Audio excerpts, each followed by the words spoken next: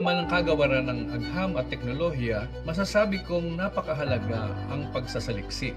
Ito ang pundasyon ng maliit man o malaking hakbangin sa mundo ng pagtuklas. Kasing halaga ng paglinang ng kaalaman, ang pakikipag-ugnayan sa iba't ibang grupo. Ang lahat ng ito ay patungo sa iisang layunin, ang paghubog sa kamalayan ng bayan patungo sa pag-unlad.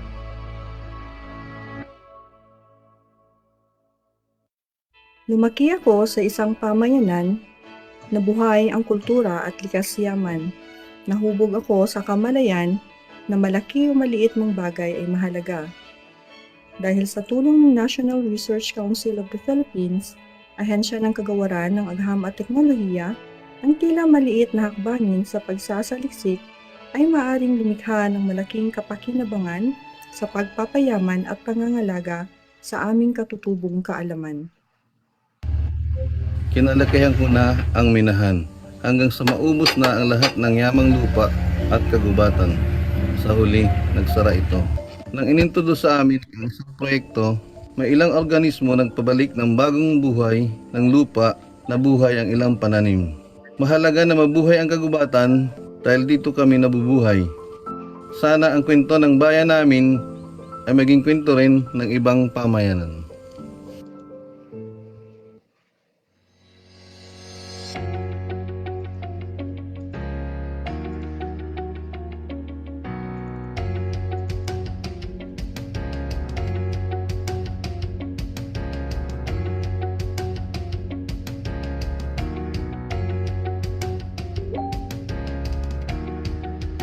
Ang bansa na nagbibigay ng kahalagahan sa research ay matagumpay at mas produktibo na isang bansa.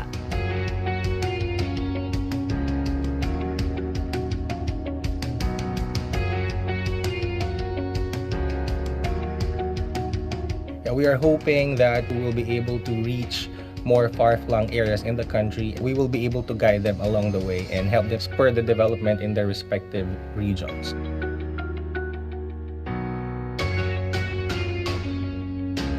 Morning po.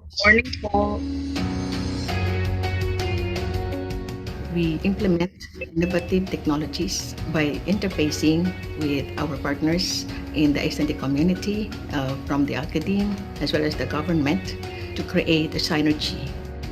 As researchers, we need other people's expertise to lift our research. So we always have to collaborate.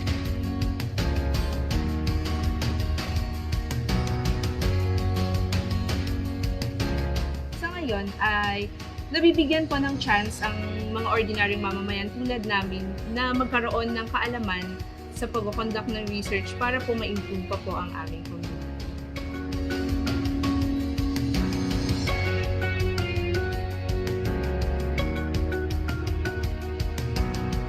Malaking role ang ginagampanan ng science and technology sa anumang aspeto ng ating pamumuhay, anuman yung ating estado sa buhay.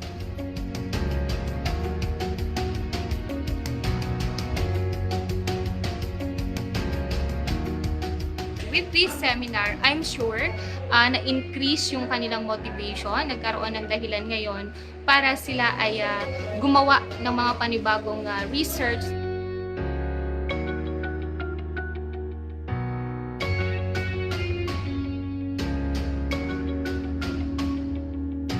We hope that after this, lalo pa po nating may involve ang mas marami pang tao na tumulong at gumawa ng mga researchers sa kanilang mga ahensya para po sa probinsya natin at sa ating mahal na bansa.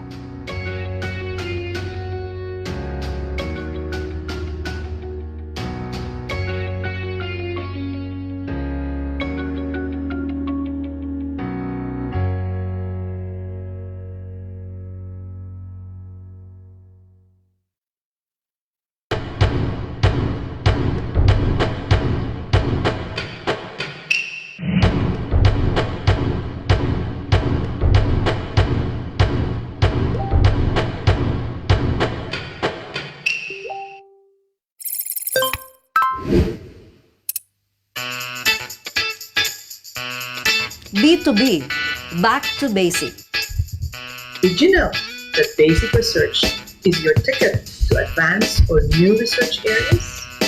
Increasing the appreciation of science through the NRCP's B2B TV and online pitch is NRCP's contribution to enhancing science culture in the Philippines.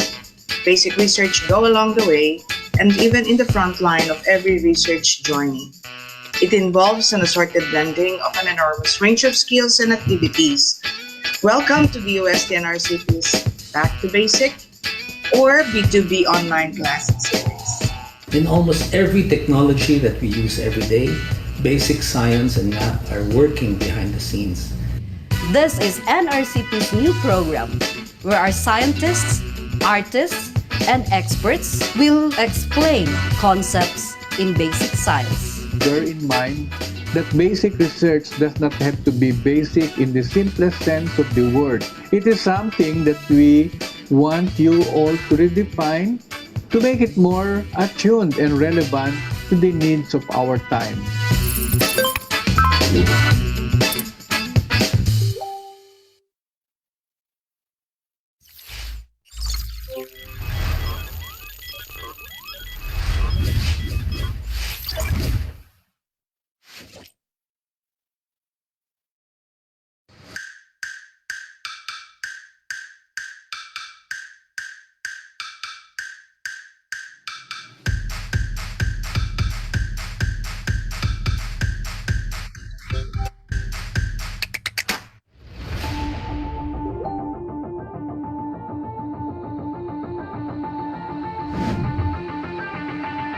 This program aims to use the power of multimedia to translate technical information which our artists, researchers, and scientists are tirelessly generating.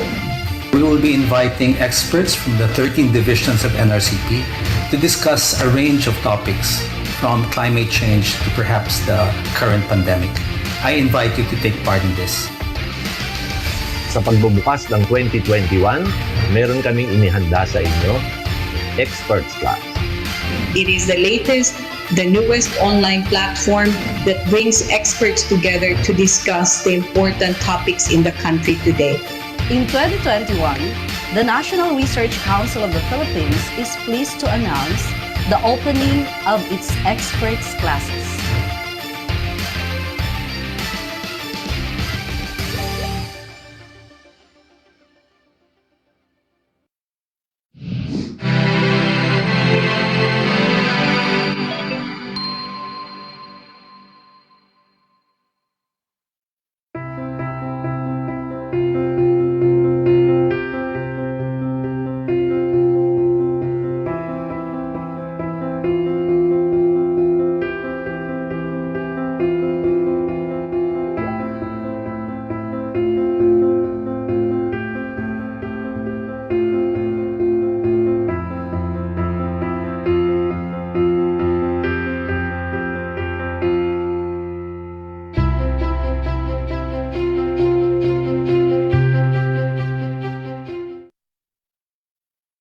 (7,641 islands, 110 million people, one country, the Philippines. What is just a chain of islands floating like brilliant beads is a nation of wonders, of great stories, of diverse people, 110 million strong. More than red, blue, white, and yellow, we are every stroke and every blot of ink, painting the face of the earth with beautiful colors the world has ever seen. Join us as we commemorate the 500th anniversary of the victory at Mactan and the 500th anniversary of the Philippines' part in the first circumnavigation of the world. From the deep waters to the highest peaks, sail through the pages of history of a nation tempered by time. A magnet of catastrophes, we rise above our adversities. Witness as we unearth treasures locked away by fate. Hear stories silenced by noise. See beauty hidden under the ashes. Reclaim our spaces in a world of boundaries.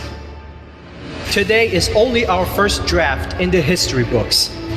We will write and paint our future 500 years thereafter. We will set sail again, no matter the tide. This is our journey. This is the Philippines.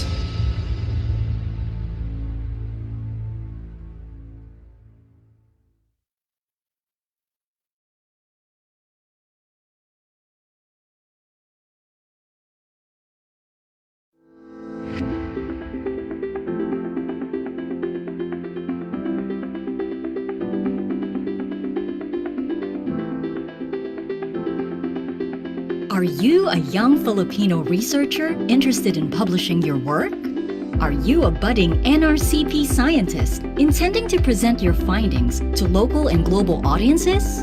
If so, you have come to the right place. The National Research Council of the Philippines is proud to announce the Research Dissemination in Local and International Platforms, or RD-LIP Financial Grants. Under the Basic Research Information Translation for Empowerment in the Regions program, or BRIGHTER, the RD-LIP financial grants aim to promote a science culture in the regions. More importantly, the RD-LIP financial grants provide opportunities for NRCP members to share their research results and expand their horizons locally and abroad. NRCP offers two RD-LIP financial grants: the Financial Grant for Paper Presentation in International and Local Conferences, and the Financial Grant for Publication in ISI or Scopus Index Journals. The Financial Grant for Paper Presentation in International and Local Conferences offers support in disseminating research results to the general public and to a global audience. This allows NRCP members to be updated on the latest developments in their fields of specialization and establish mutually beneficial partnerships with international researchers. On the other hand, the Financial Grant for Publication in ISI or Scopus Index Journals intends to support expenses for publication of research papers in ISI or Scopus Index Journals. This grant is limited to 10 NRCP members and is a first-come, first-served basis. Financial grants are now open to all budding NRCP members. Log in and submit your applications with the required documents online at the NRCP website. Use NRCP's pre-evaluation checklist for paper presentation and publication grants to guide you.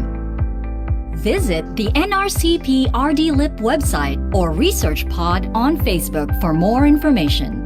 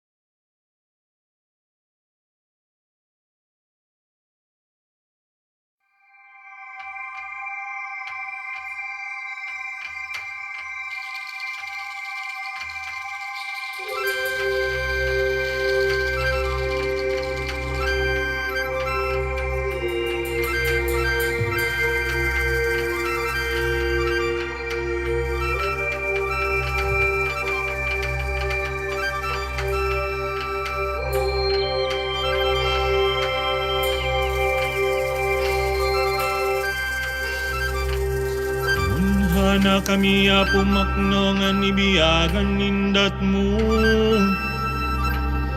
Idatanda kami bikan mangat na pinhud mo. Dawat mininggop hino aya tuboblemi. He ay makiwada-wada kida kami. He ay makiwada-wada kida kami. Ay makiwada-wada, ay makiwada-wada kita kami. Bismillahirrahmanirrahim. Assalamualaikum warahmatullahi ta'ala wal barakatuh. Salam pa mga kiaulungan sin Tuhan. Pianaugan niya Nabi Iban Quran. Kasilasan niya sa plag pakatilingkal alam. Maglasa kita niyo bat tumanang. Mbo Tuhan, tunggal nu sa sangdolan kami. Buanin kami rijiki maglabi-labi. Law sangom rahmat nu subay pinudji. Hangkan kita bi subay magkasih-kasih.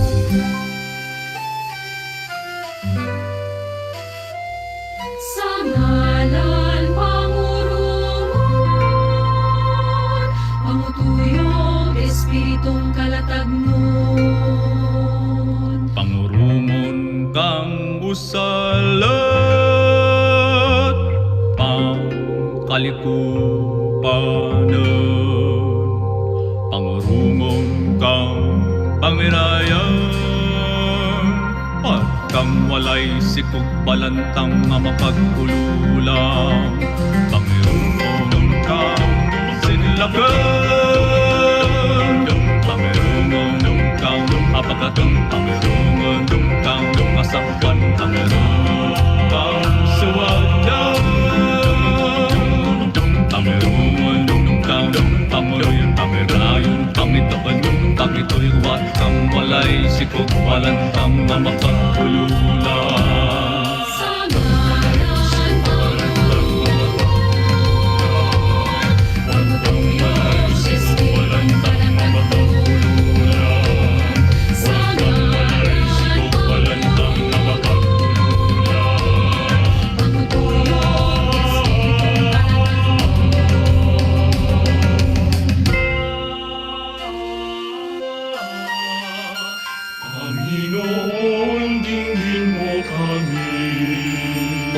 Diyos na mapagpala, hiling namin ang pagpapalaganap ng kaalaman sa bawat nilalang. Panginoon, dinggin mo kami. O Diyos ng awa, bigyan mo kami ng kakayahan sa pagtataguyod ng pakikipag-ugnayan sa bawat isa. Panginoon, dinggin mo kami. O Diyos na mapagkalinga, mangyaring ikaw ang pagpapaunlad ng kalikasan ng tao sa mundo. Panginoon, dinggin mo kami. O Diyos ng pag-ibig, tulutan mo ang aming bansa ng pagkakaisa at pagkakaunawaan sa gitna ng pagkakaiba-iba. Panginoon, dinggin mo kami. Panginoon, dinggin mo kami. Panginoon, dinggin mo kami. Sa ngalan Pangurungan, pangutuyong Espiritong kalatagnon.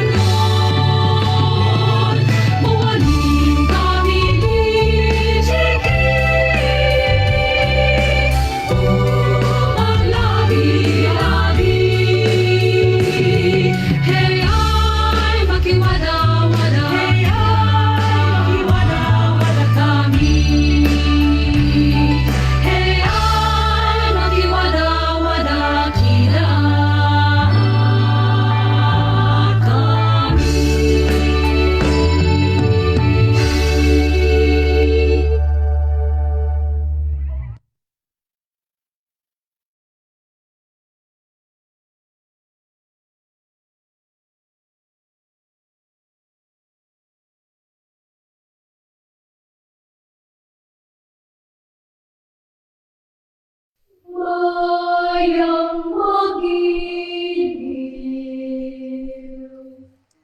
Mga kababayan, ang pambansang awit ng Pilipinas. Mayang magiliw, sa silanganan, alam ng puso, sa dibdib mo'y buhay. Lupang hinirang, tuyad ka ng magiting, sa manlulupin, di ka pasisingin, sa dagat at puno, sa simoy, sa langit mo buka, may nilagang tula at awit sa paglayo pinamahal, ang kisap ng matawag mo'y tagumpay na nagdidinig, ang bituin at araw niya ka ng pamay magdidinig, lupa ng araw na luwan, ating pagsinta, o ay langit sa piling mo. Ang ligaya na pagpay mag-api, ang mamatay lang dahil sa'yo.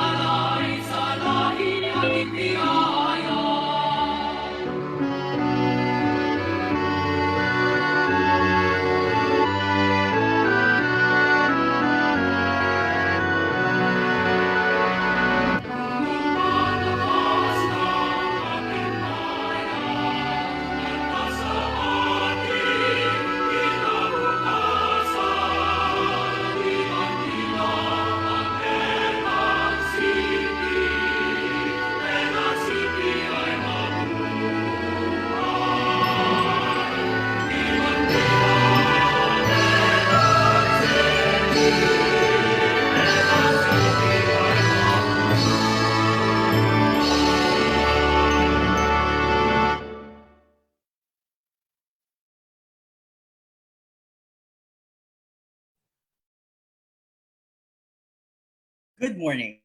I am Dr. Jose Danilo Flores, and I'll be your host for today. Good morning to DOST officials led by our Secretary, Fortunato T. de la Peña, also to the NRCP Governing Board and its President, Dr. Gregorio E.H. del Pilar. Our special greetings too to our partners in the local government of Carmen Siargao, and we have none other than the mayor herself, Mayor Baby Coro, and her Vice Mayor, Alfredo Coro.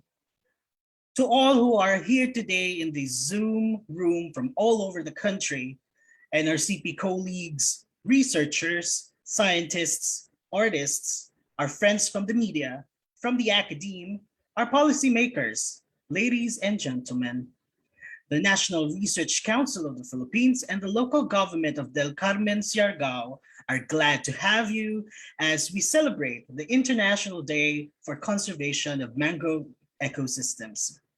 I welcome you all to this webinar titled The Mangrove Biodiversity of Del Carmen Siargao, a presentation of NRCP projects. Today, the NRCP will be sharing with you the results of its projects with the hope that with scientific findings, we'll be able to contribute in achieving development goals, especially in providing research-based policymaking and recommendations. Siargao, also known as the surfing capital of the Philippines, is truly a gem in our precious country. But we shall learn more about this treasure island later on.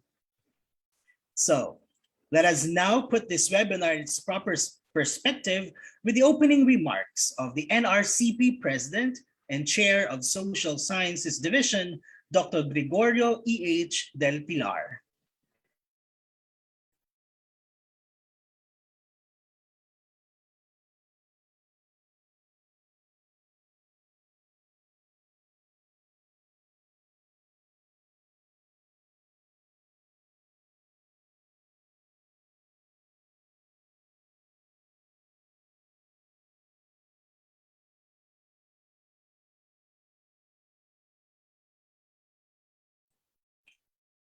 I think the video of Dr. Del Pilar is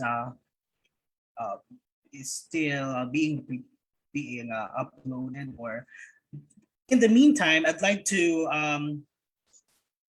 read the chat boxes. We have greetings from all over the country. We have members who are joining in as far as Cagayan de Oro City.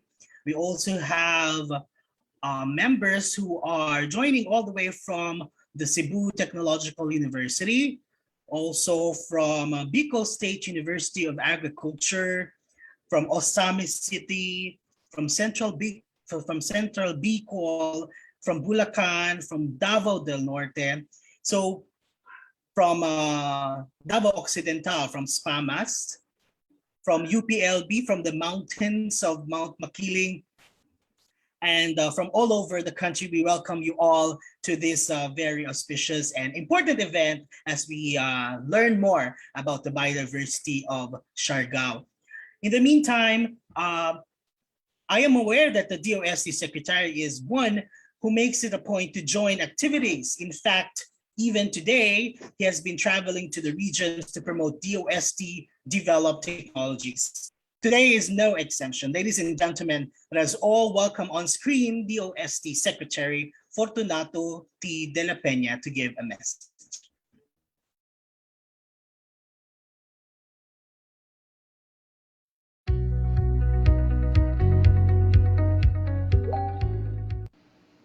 To Mayor Baby Matugas Coro, to Vice Mayor Alfredo Matugas Coro, to the President of the National Research Council of the Philippines, or NRCP, Dr. Gregorio del Pilar, to the Executive Director of NRCP, Dr. Marieta Sumagaysay, our project partners and researchers, my colleagues at the Department of Science and Technology, ladies and gentlemen, good morning. For a time now, we have been all flooded with COVID-related information like vaccines, variants, and spiking cases here and there. Thankfully today, we take a respite and a breather as we travel virtually to the surfing capital of the country, Siargao. It is also a very special day as we celebrate the International Day for the Conservation of the Mangrove Ecosystem.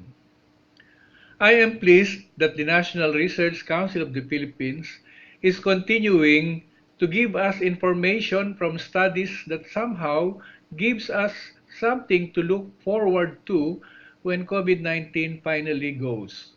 Today, the studies done by NRCP researchers led by Dr. Cecilia Banag Moran indeed give us a colorful outlook in this otherwise bleak scenario that we are in. Dr. Banag and team found remarkable plant, beach forest, as well as animal species, including insects, marine fish, and decapod crustaceans in Del Carmen, Siargao. I will not give the statistics for this, as I am sure they will be presented later. But such rich diversity gives Del Carmen, Siargao global importance and should be considered for its conservation and sustainability. Accordingly, the mangroves and surrounding habitats are in excellent condition. That is why the project researchers recommend the need to place protection measures in the area. We already had meetings with the good Mayor Baby Coro and Vice Mayor Alfredo Coro about this exciting state of Del Carmen, Siargao. We are happy that they have considered science-based strategies to sustain the area and are now using the results of the project to level up and use data to support the request of Del Carmen, Siargao to be listed as new Ramsar site in the Philippines. Ramsar is a global treaty whose primary aim is to conserve and sustain the utilization of wetlands. It also seeks to recognize the significant ecological roles played by the wetlands and their scientific, recreational, cultural, and economic significance. To date, there are 6 wetland habitats in the Philippines that have been designated as Ramsar wetlands of international importance. Currently, the presence of a threatened and endemic flora and fauna and possible new species, aside from the high diversity in the area, are sufficient support for the Del Carmen Mangrove Forest to be listed under Ramsar for its long-term conservation and sustainable utilization. Aside from the move to consider Del Carmen as a new Ramsar site, the project recommends the conservation and protection of Siargao ecosystems and its biodiversity resources. This is where the results of the NRCP research studies are most valuable. Also, if I may mention, Vice Mayor Coro is a product of our Philippine Science High School, and today he is advisor to the ICLEI Global Executive Committee, an international non-government organization that promotes sustainable development. This reaffirms his advocacy to sustainable development initiatives. Let us remember, there are sustainable development goals that are dedicated to our terrestrial resources and also to our marine resources. I am also happy to see Dr. Gregorio Gamboa Jr., President of Surigao State College of Technology. It is our wish to see the SSCT, their school, joining hands with DOST and the local government unit of Del Carmen, as the results of these studies may be useful for possible collaborations and partnerships. Also, we would like to hear from Dr. Ana del Cabanban from the head office of Wetlands International Philippines program on what she can share for the conservation of the mangrove ecosystem of Del Carmen. To the NRCP Division of Biological Sciences, chaired by Dr. Marian De Leon, and all the members who are here today, congratulations for your initiatives. I would like to end with the hope that we shall achieve a Ramsar spot soon through our collaborative efforts, not only with DOST but also with the DENR. Mabuhay kayong lahat.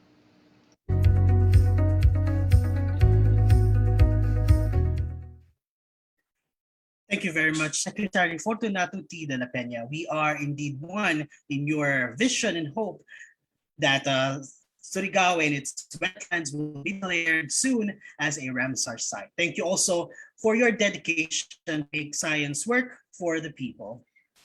We are also glad to have the Mayor of Del Carmen, Surigao del Norte, who strongly supports the creation of a policy, conservation, and protection of Siargao ecosystems and its biodiversity resources. She actually has been collaborating with the DOST for their needs in the region. Ladies and gentlemen, let us all welcome Honorable Mayor Proserfina Baby Matugas Coro.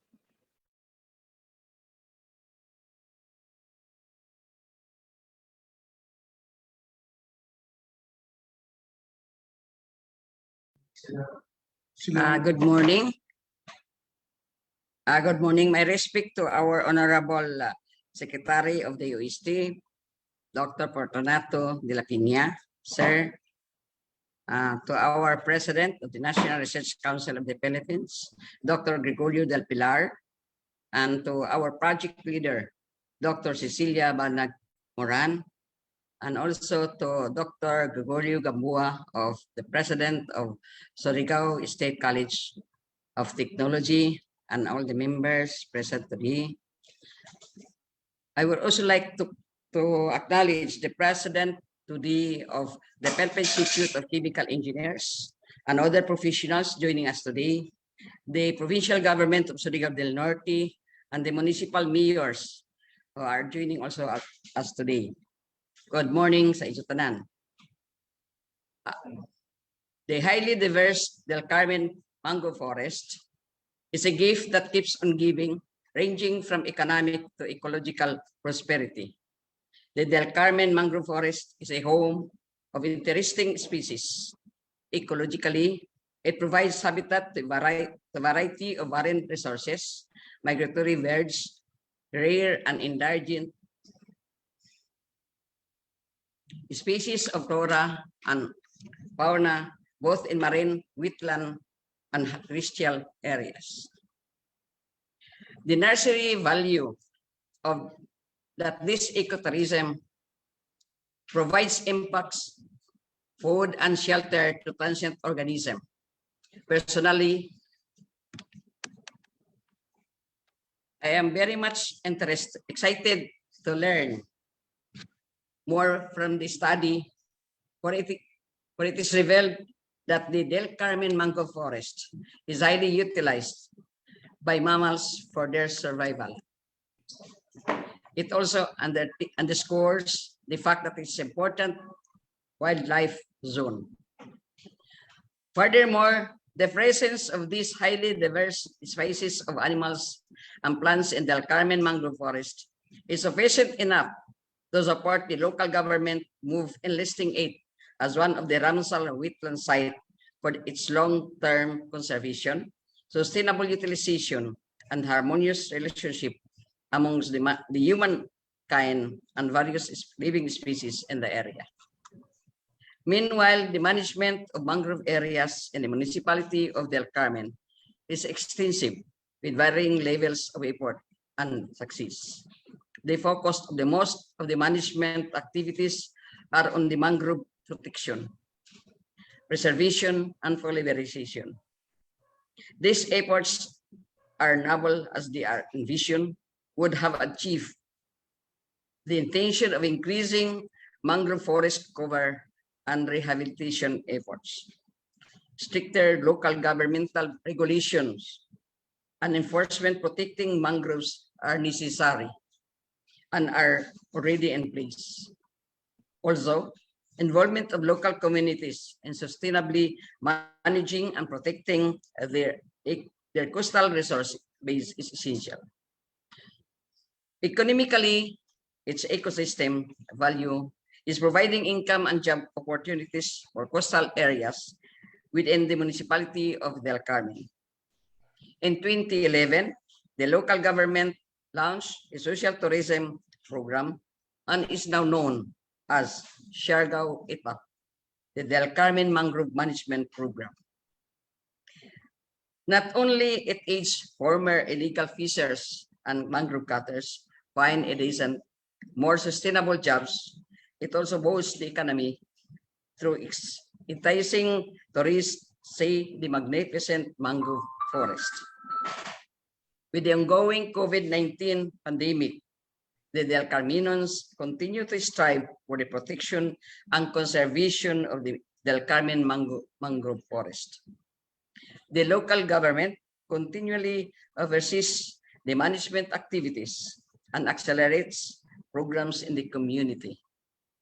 The Bantay Dagat operations and monitoring still continue despite calls for quarantine rests.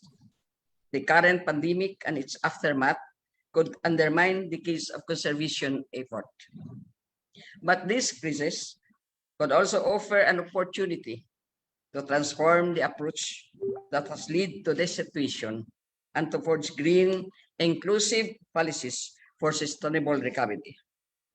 Accordingly, we would like to express our heartfelt gratitude to the Department of Science and Technology, the National Research Council of the Philippines, Wetlands International, Philippines, program, University of the Philippines, University of Santo Tomas, Siargao State College of Technology.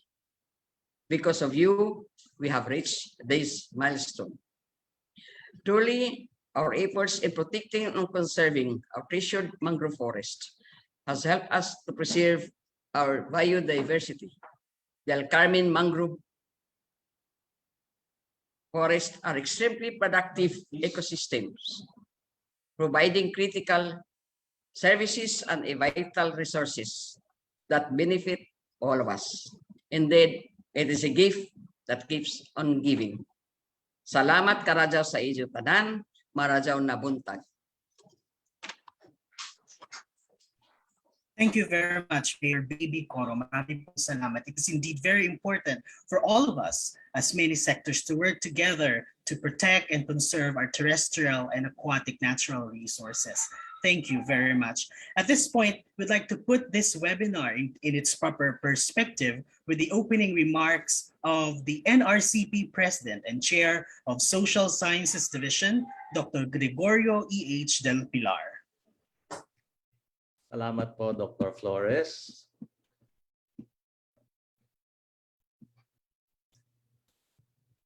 Mga kapwa ko kasapi ng NRCP, mga kasamahan sa lupong tagapamuno ng Konseho o ng Governing Board, mga tagapamuno at katuwang sa DOST, Mayor Proserfina Matugas Coro ng Bayan ng Del Carmen, Surigao del Norte, mga mamamayan ng Del Carmen at Karatig Bayad at lalawigan sa Surigao, mga panauhin at kaibigan sa iba't ibang ahensya, partikular na sa Kagawaran ng Kapaligiran at Likas na Yaman o DENR, mga tagapagtaguyod at kasangkot sa mga programa at inisyatiba sa paksa natin ngayong umaga, mga mananaliksik at estudyanteng kasama natin ngayong umaga, isang maganda at mapayapang umaga po sa lahat.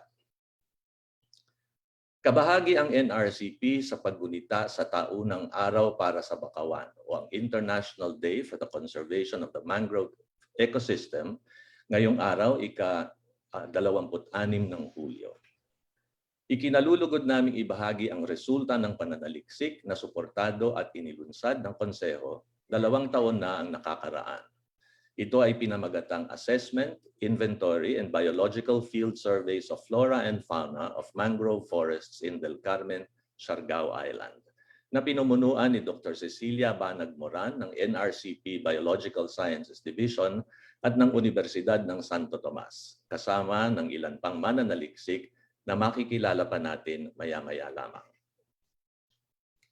Layunin ng konsehong makakalap ng batayang datos sa iba't ibang uri ng hayop at halaman sa Del Carmen, isang pook sa isla ng Siargao, Surigao del Norte, Mindanao.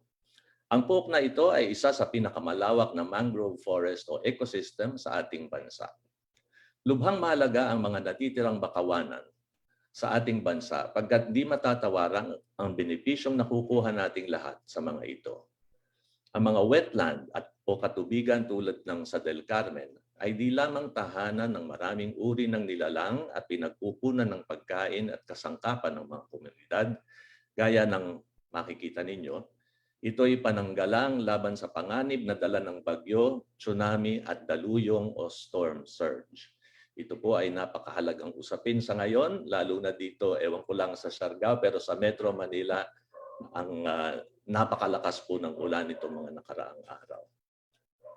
Nababawasan din ang mga bakawanan at wetlands ang carbon sa ating kapaligiran na sanhi ng pag-iba ng ating klima. Sa madaling salita, bukod sa mapagkukunang kabuhayan ng mamamayan, ang mga bakawana ay susi sa pagbabalanse ng ecosystem at mahalagang bahagi ng kapaligiran.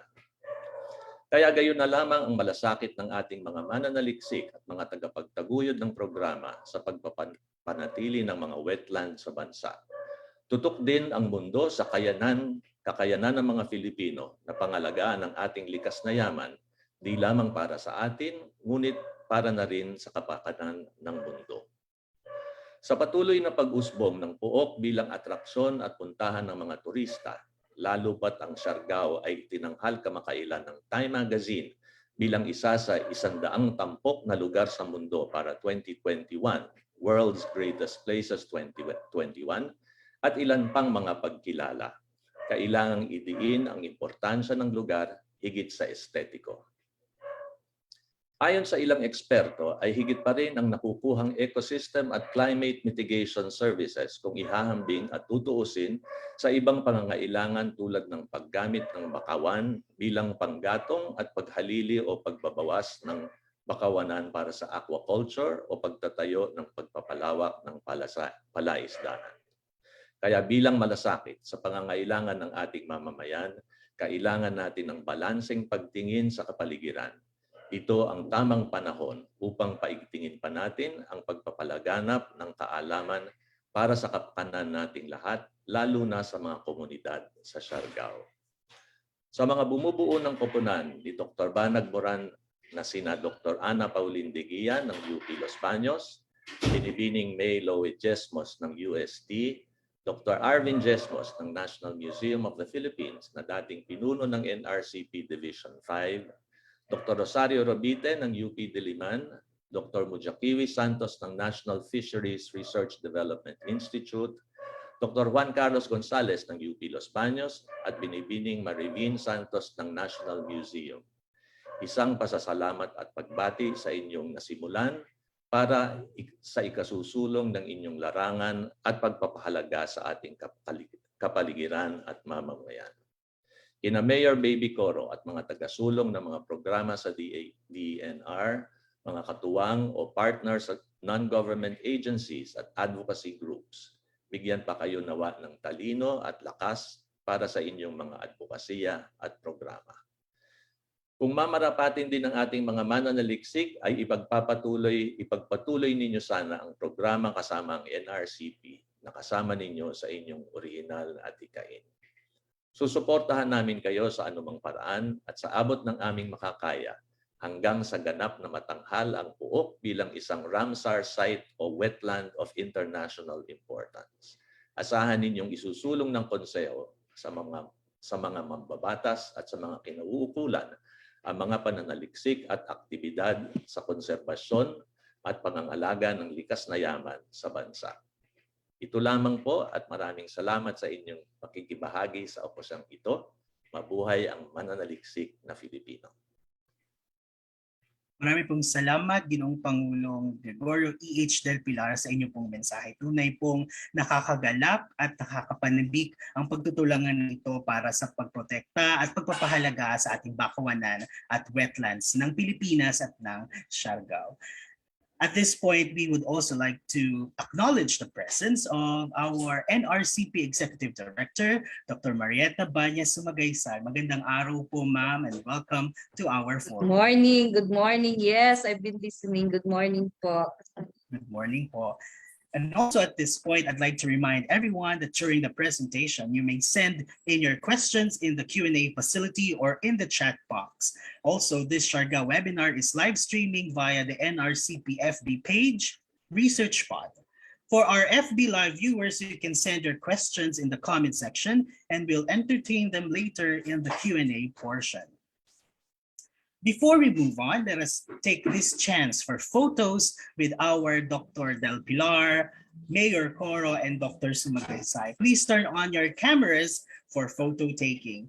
Thank you once again, Secretary De La Peña and Mayor Baby Coro, and to all of you. Let us open our video cameras, and Brian from NRCP will take the lead. Brian? Okay, sir. Thank you po. Please open the camera po.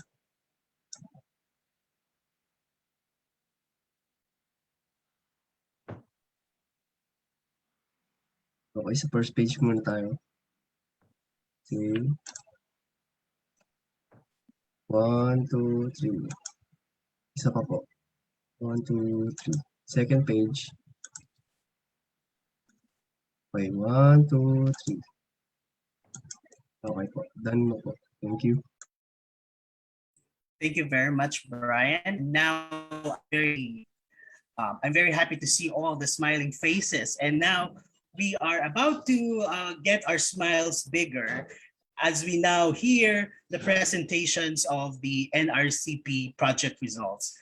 We have aptly titled the presentations Spotlight Siargao, diving into the surfing capital's better-kept secret, Del Carmen's biodiversity.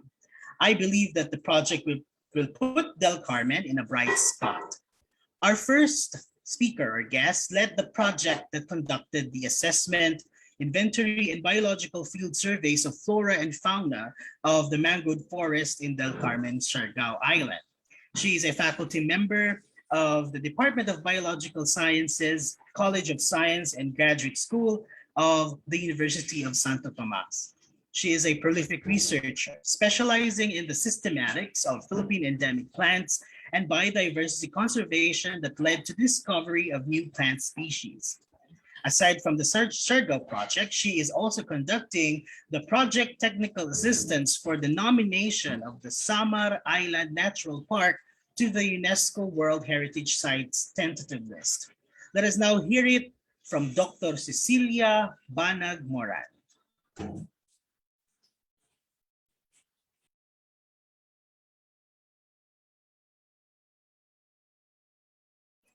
Magandang umaga po sa inyong lahat.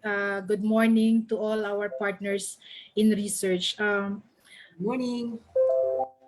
Actually, I will not be presenting the whole study, but I will give the spotlight later on to our partners, our expert consultants who have been very significant for the success of this project. And first of all, I would like to thank DOST and NRCP for funding our project, and also to the LGU of Del Carmen, especially to Mayor Baby Coro and Vice Mayor Alfredo Coro for their full support during the conduct of our research in Del Carmen. Now, I'm honored to be the project leader of this Siargao Biodiversity Project, and it is led also by the NRCP Division 5 by our previous division chair, Dr. Arvin Chesmos. Now, it is but most fitting for us to be able to present our results today during the first International Day for the conservation of the mangrove ecosystem.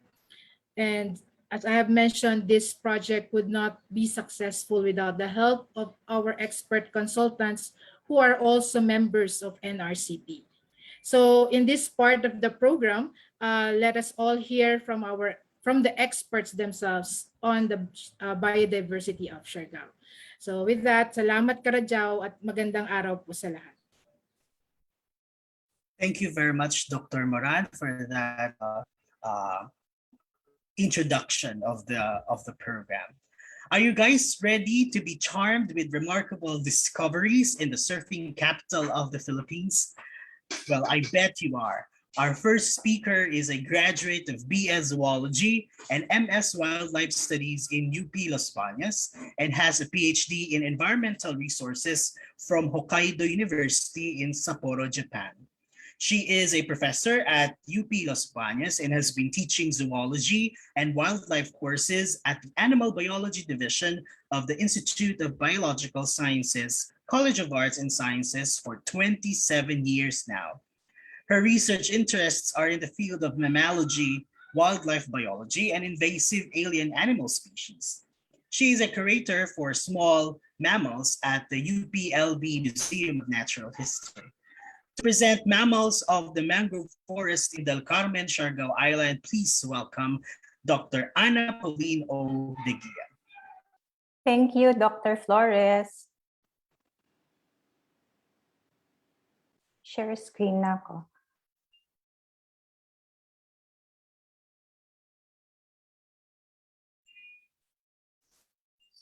Okay, good morning, everyone, and thank you for inviting us. Our study, Mangrove-Associated Mammals of Del Carmen, Siargao Island, was a collaborative effort of the mammal team consisting of yours truly, Maria Josefa Velos of the Philippine National Museum, Renz Alfred Fernando of the UPLB Graduate School, and our field experts, Joel Sarmiento and Jerry Cantil. Out of the 20 barangays of Del Carmen, we conducted our mammal survey in 5 barangays, namely Katipunan, Esperanza, Lobogon, Bitoon, and San Fernando. We conducted our study from August 20 to 28, 2019. To survey bats, mist nets were deployed along potential flight paths, feeding trees, and across open spaces in each sampling locality except for Barangay Lobogon. We were able to set sky nets in Barangays Esperanza and San Fernando. For microchiropterans, 1 to 2 museum harp traps were set along narrow spaces or openings in Barangays Katipunan and Bitoon.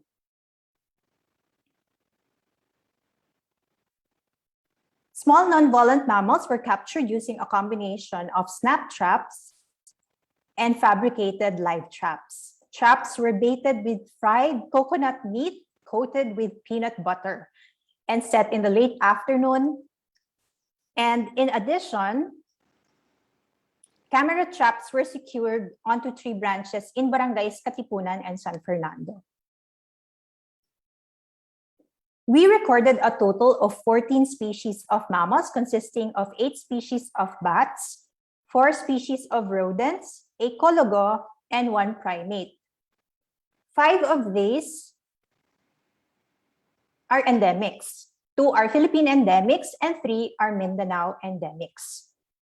7 are native species, 1 is an introduced species, and 1 is yet to be determined.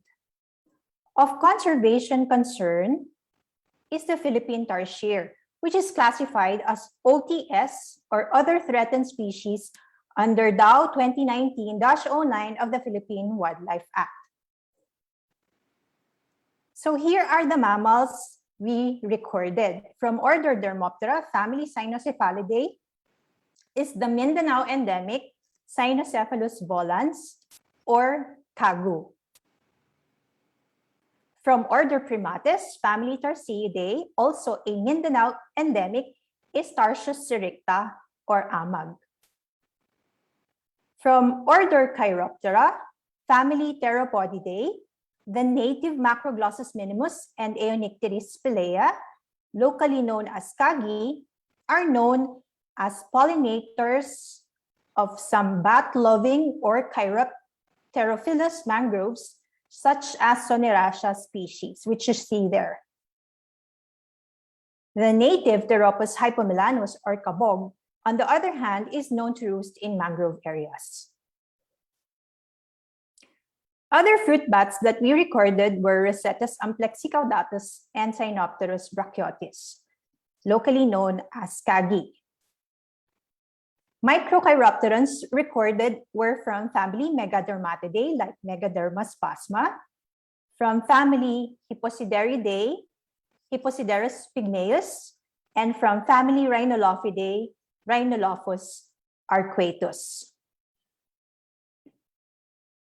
From order Rodentia, family Shuridae, is the Mindanao endemic Sundascurus philippinensis, or the buot. From family Muridae is the Philippine endemic Rattus everetti and the introduced and invasive Rattus tanezumi. Both are locally called ambao.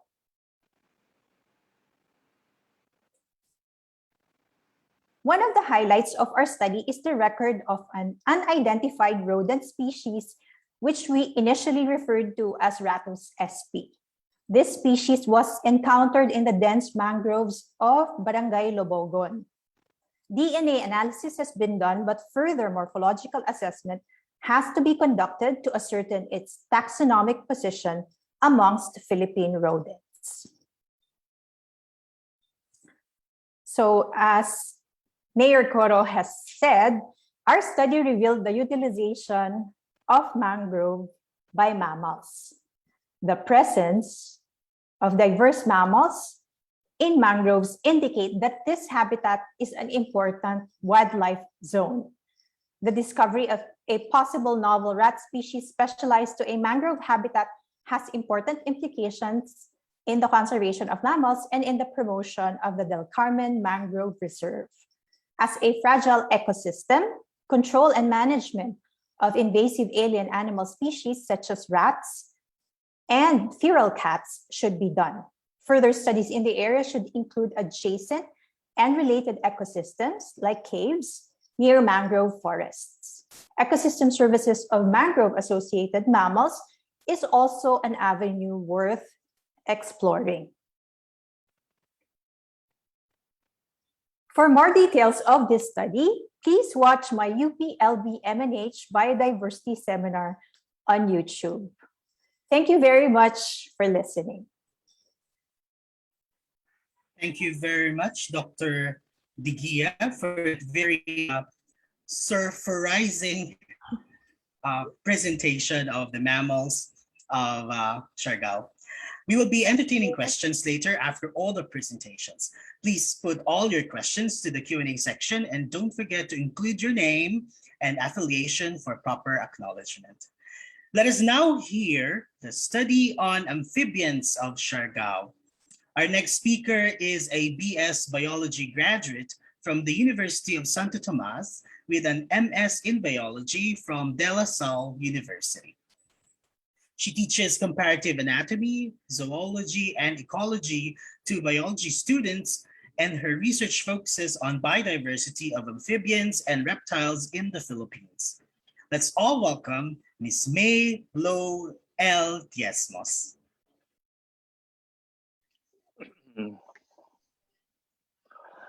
Hi, good morning, Doc Renila.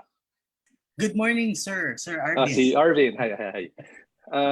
Yes, merong slight changes. I'm sorry kasi may kasabay na naman na Zoom. I'm sorry, nasa USD Zoom si my better half. But I will be presenting for her both for amphibians and reptiles. Okay, so let's do both amphibians and reptiles. Ladies and gentlemen, Dr. Arvin C. Diezmos. Pagsasabayin ko na. Gusto mo muna ako introduce? Yes, sir. Yes, sir. Okay. So, well, we will now, wait lang, sir. We will now hear the presentation on amphibians and reptiles in Del Carmen. Our speaker is a researcher at the Zoology Division, National Museum of the Philippines. He received his Bachelor of Science in Biology and Master of Science in Wildlife Studies degrees from the University of the Philippines and finished his PhD in Biology from the National University of Singapore. A career scientist with the rank of Scientist 3, his research focuses on the ecology, systematic biology, biogeography, and conservation of amphibians and reptiles, and the biodiversity of the Philippines and Southeast Asia. He has co-authored 170 scientific papers and is the co-discoverer of over 80 species of frogs, lizards, snakes, insect arthropods, and a bird species. In 2008, he was awarded Outstanding Young Scientist from the National Academy of Science and Technology, and in 2015, received the Achievement Award from the National Research Council of the Philippines. A round of applause to our newest academician, Dr. Arvin C. Diezmos. Sir, take it away. Thank you so much, Doc Flores, sa Neil, si Ranil. Magaling ka mag-segue, ha? Very impressive. All right, is my audio clear? Clear naman, ano? Yes, sir. Yes, sir. Yes. Kita niyo na yung slides na? Yes, sir. All right. So, good morning, everyone. Maradjao Karadjao. Maayong buntag sa imutanan. I'll be presenting yung results naman ng amphibians and reptiles. Pagsasamahin ko na po itong grupo na ito. But before we dive into the or surf into the results, let me first thank yung the following. Salamat Karajal sa inyo. LGU Del Carmen, to Mayor and Vice Mayor, thank you very much for supporting the project. And of course, we are grateful to the DNR for supporting the project, and the management board of SIPLAS, the Siargao Islands Protected Landscape and Seascape. Of course, we are very grateful and indebted to the National Research Council of the Philippines, lahat ng officers sa inyo and colleagues there. Thank you so much. And of course, the DOST, and we thank our own institutions. So let me jump into the richness already, to the results. For the methodologies, for those who are interested, sa mga participants, what types of field methods we use, just contact us directly. Huh? So magdiretso na kami sa richness, and these results, we found that at least 50 species of frogs, turtles, 3 species. Of course, there's a crocodile there. We found about 20 species of lizards and about 10 snakes. Species of snakes. These are only focused on Del Carmen mangroves and yung surrounding natural habitats. All right, but not including other species that are found across the Siargao Islands.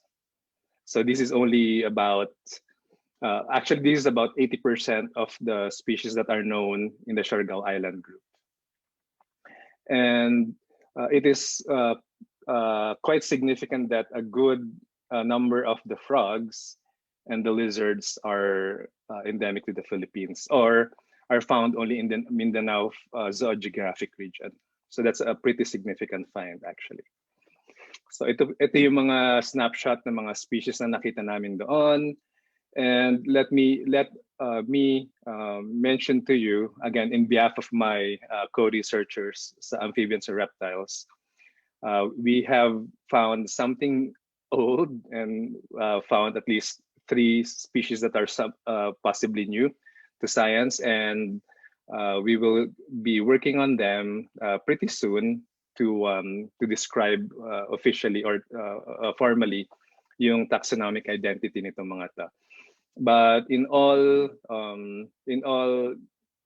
possibility, those new species are either endemic to Siargao Island or only to the Mindanao fauna region.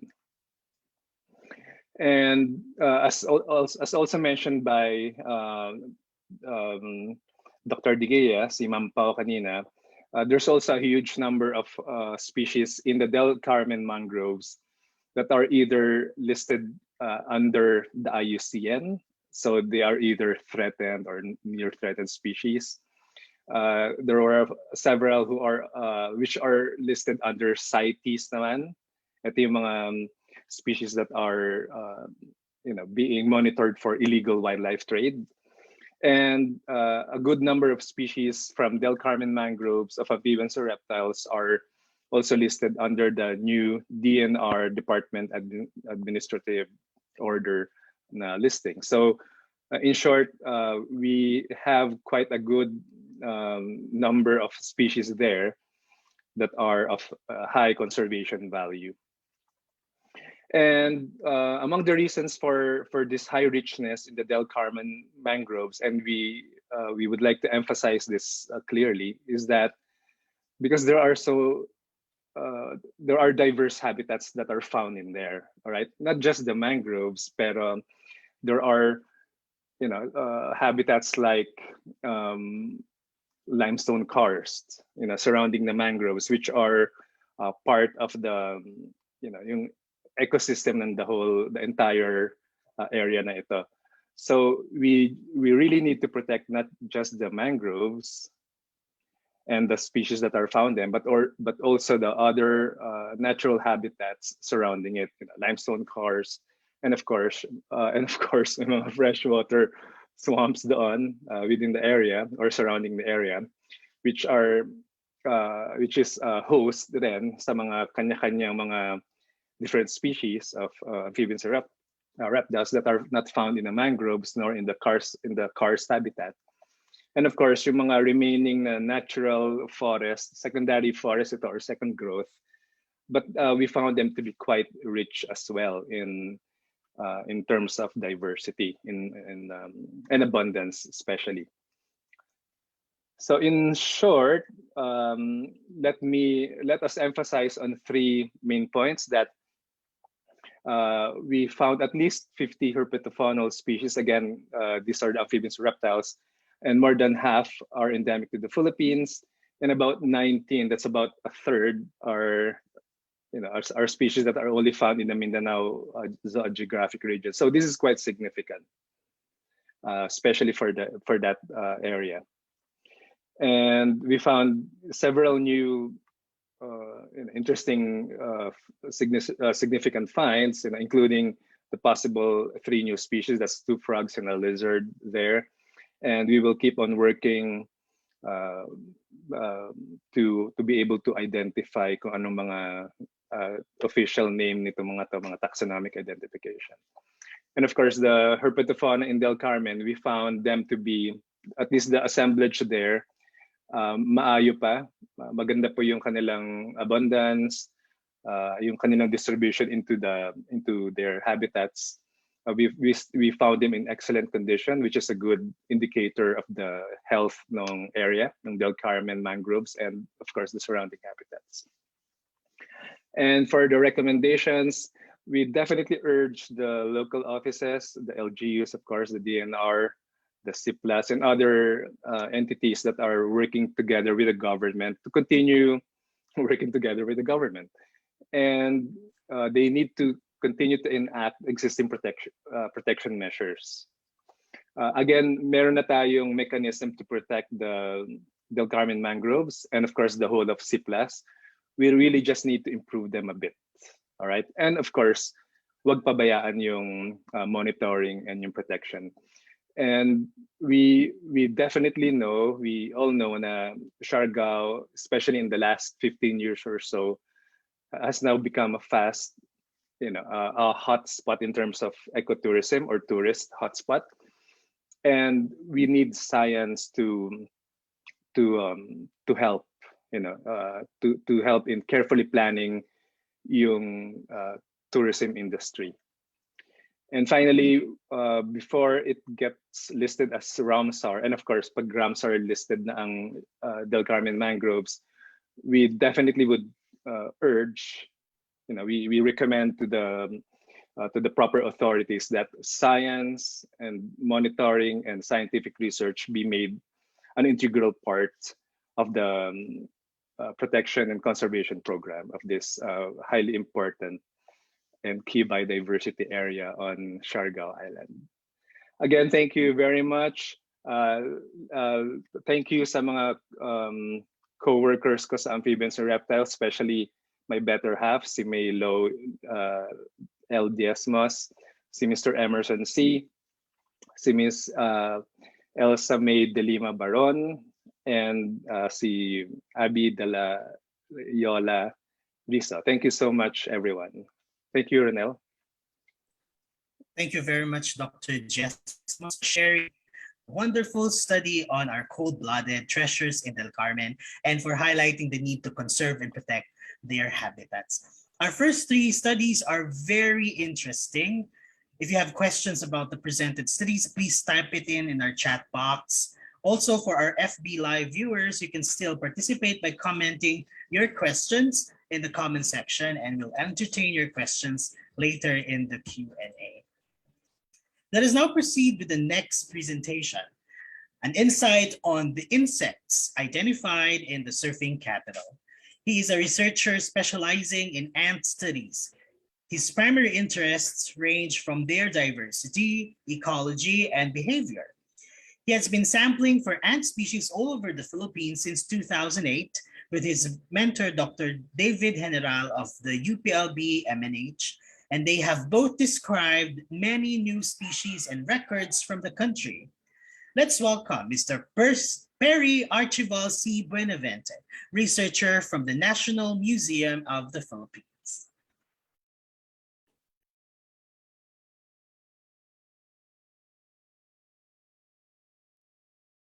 Good morning to everyone, and I hope that everyone is in a better aura and sane disposition amidst our experience in inclement weather recently and the continuing onslaught of the pandemic. And in behalf of the Arthropod team who conducted the survey in Del Carmen, Siargao, I will be presenting the results from that rapid survey. Now, arthropods comprise the richest group of creatures found on the planet.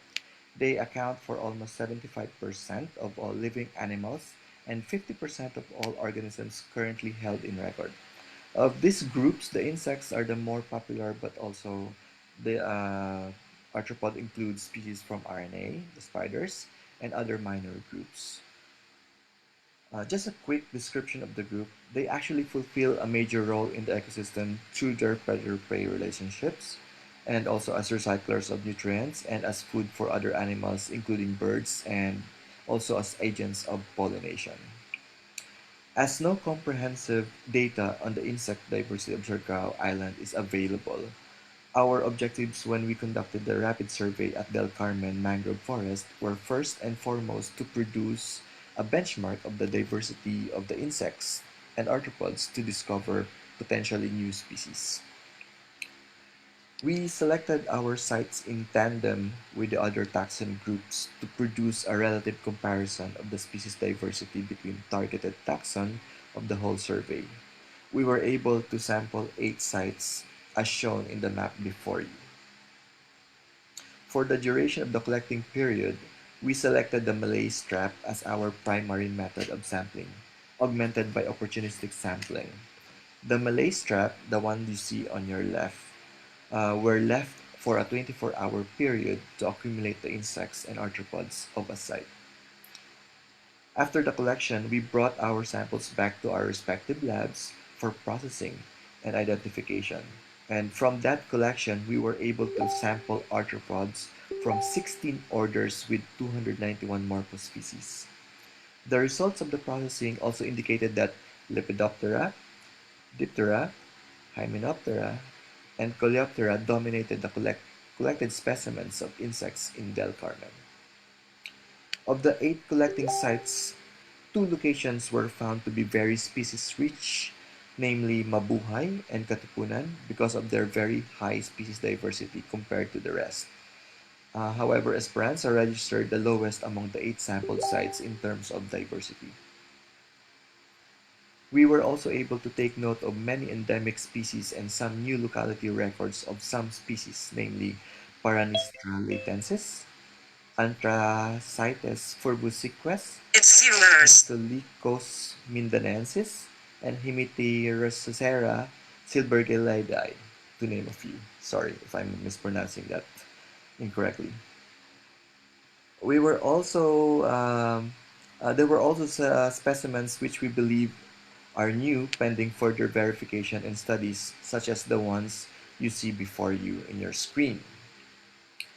We would also like to bring to your attention the recognition of 8 species of Apidae bees, which includes 3 honey-producing bee species with the potential for honey farm industry for the island of Siargao. And last but not least, the documentation of at least 3 species of swarming fireflies, which were abundant in most sites.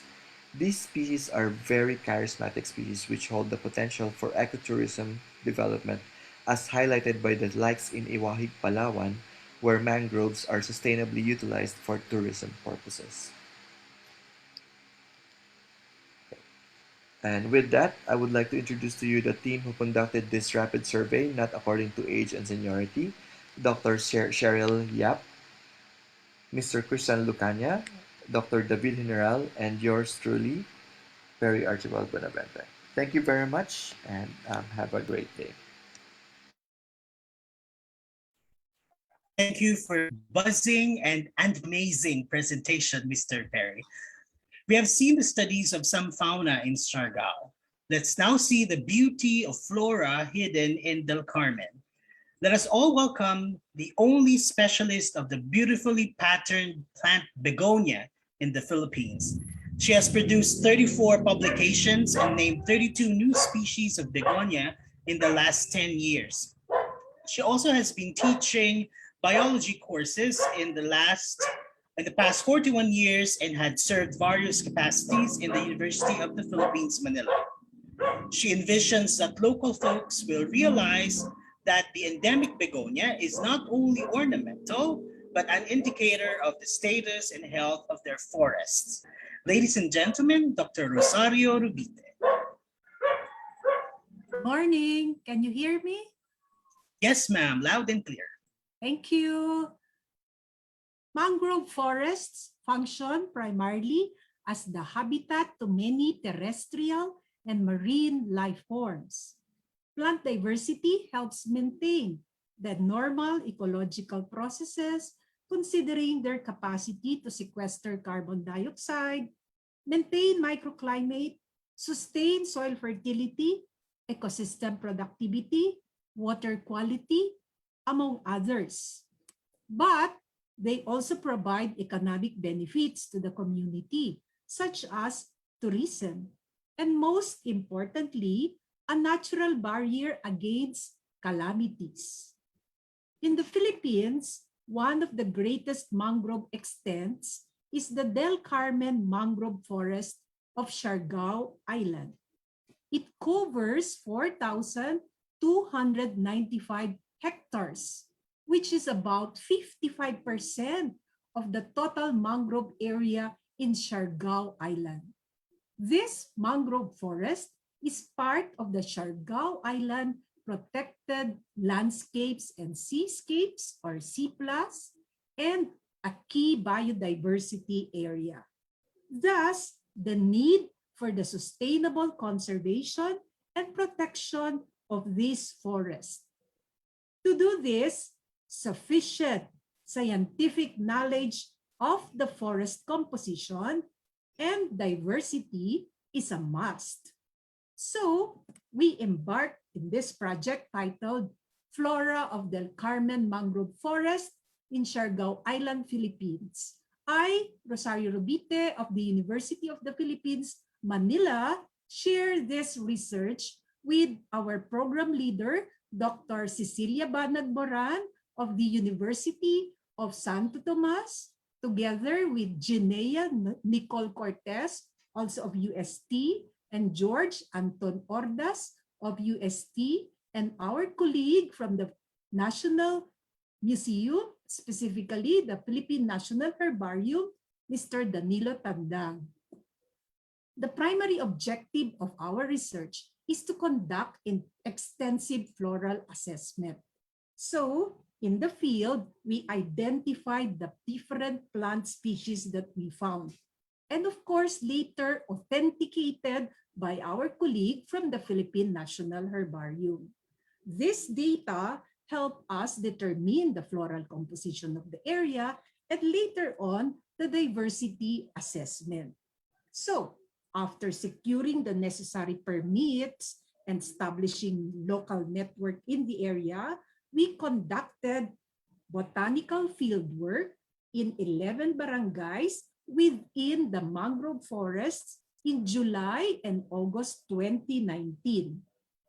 For each barangay, a Transect Quadrat sampling method was used to assess species composition and to estimate diversity. For plant inventories, species were surveyed in 5 quadrats measuring 10 meters by 10 meters, spaced 400 meters along the 2-kilometer transect line. For the 10 meter by 10 meter quadrats, we recorded the trees, while in the 5 meter by 5 meter quadrats, we recorded the shrubs, vines, and epiphytes. And for the 1 meter by 1 meter quadrats, we recorded the small herbaceous plants. A total of 55 quadrats were sampled. Shown in this map, colored blue are the 11 barangay study sites, and the yellow triangles are the 55 sampling plots. We were able to document 1,988 plants, covering 166 species, 72 families, and 145 genera. We also recorded 90 new records, 71 new records for Siargao Island, and 19 new records for Mindanao. Of course, the family of Bakawan or Rhizophoracea is the dominant family with 47.7%. Of the 54 mangrove species worldwide, 19 species can be seen in Del Carmen. This is a large 35.19%. Regarding floral composition, 19 are true mangrove species, 12 are mangrove associate species, 9 mangrove epiphyte species. There is high plant endemicity in Del Carmen. This is 10.84 because we recorded 18 species endemic plants in Del Carmen.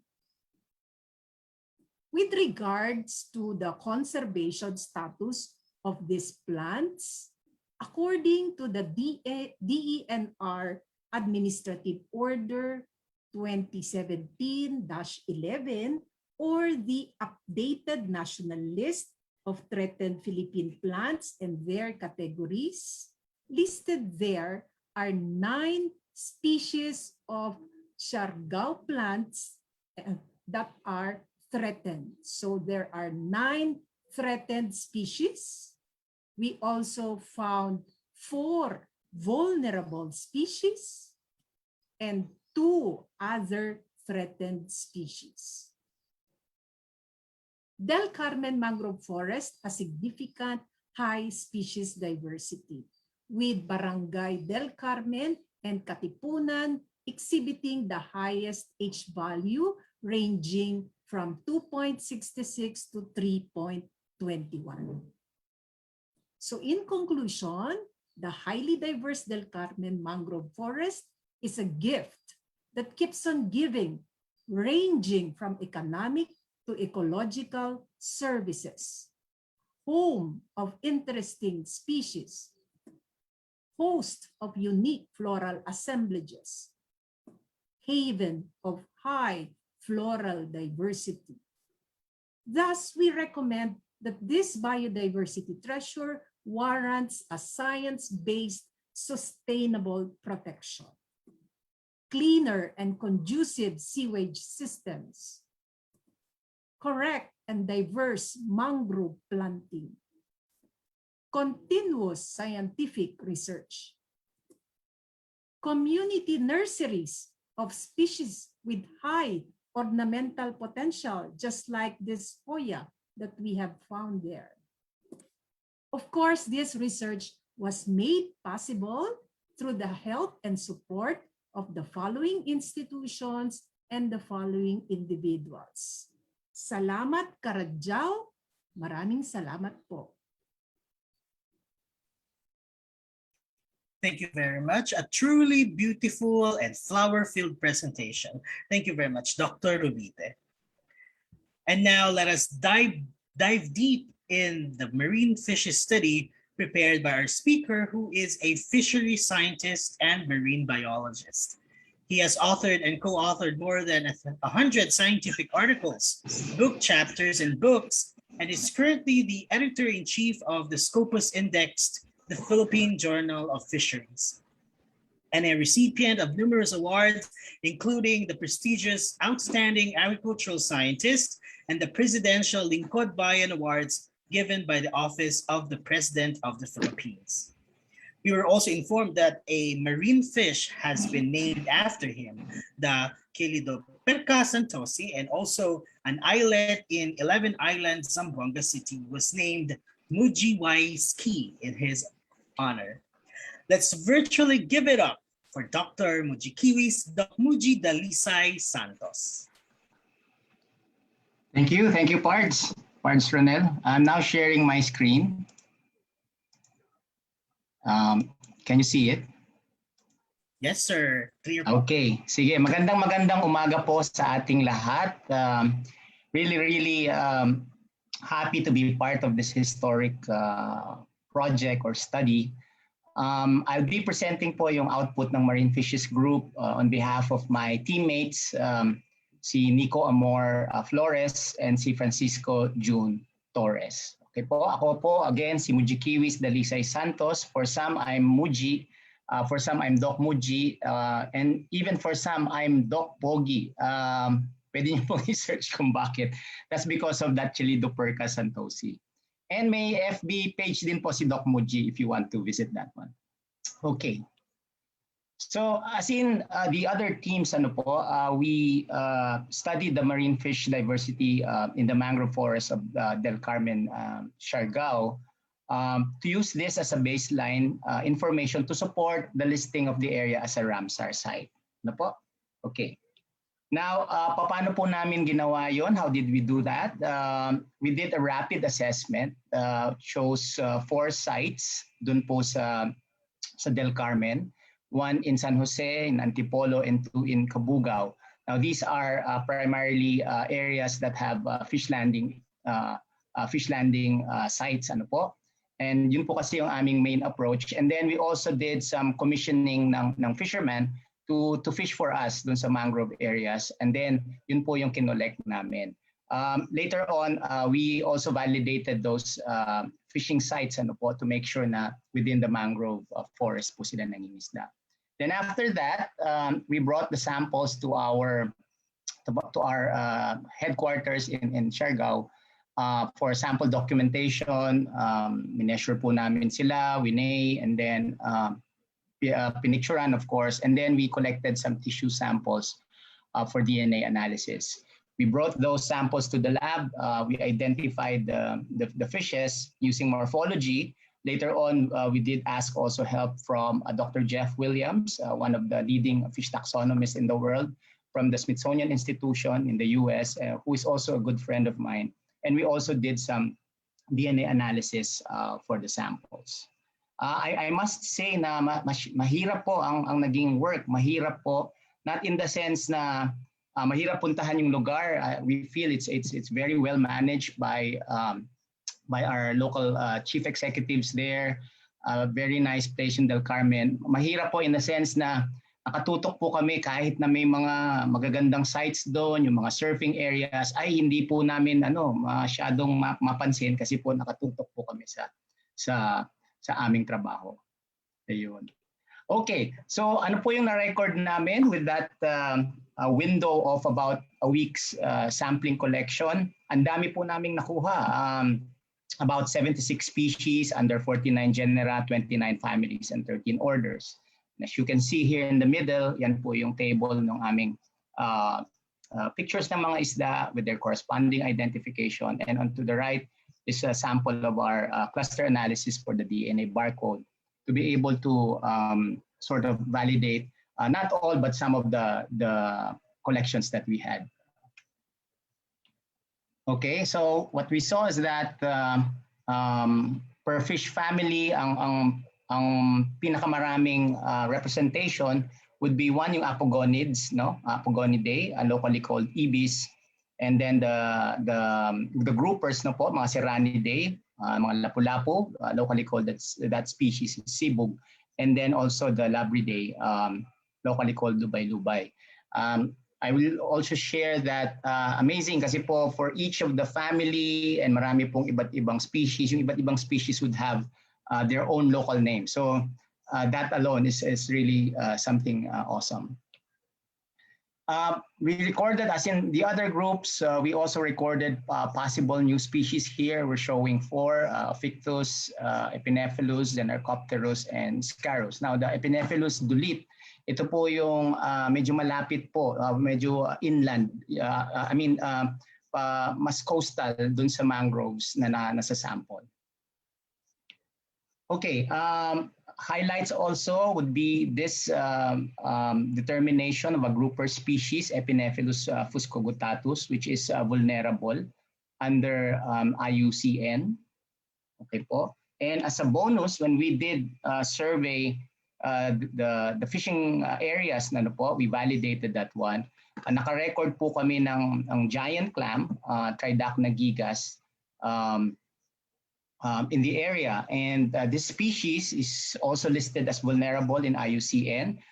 is listed under Appendix 2 of CITES, or the Conservation of on the International Trade in Endangered Species, and hence it's fully protected under RA 8550 as amended by 10654 or the Fisheries Code. And just want to share this excerpt. No, I posted po kasi our studies sa Facebook before, yung mga pictures. And ito yung sinabi ni Dr. Benjamin Vallejo ng IESM UP Diliman. He is one of our leading scientists on intertidals. And ang sabi niya, it's very rare to see that, no? Meaning this picture. The intertidal corals in many places have been damaged by reef cleaning. Next time, isama mo ako. So kung may continuation pa to, Doc Ben, hopefully maisama ka na namin. So what we do, what we recommend is that, of course, first, we strongly feel that the Del Carmen Mangrove Forest is very rich in fish diversity. Imagine 76 species with that small 1-week window of rapid inventory. Ang dami po nun.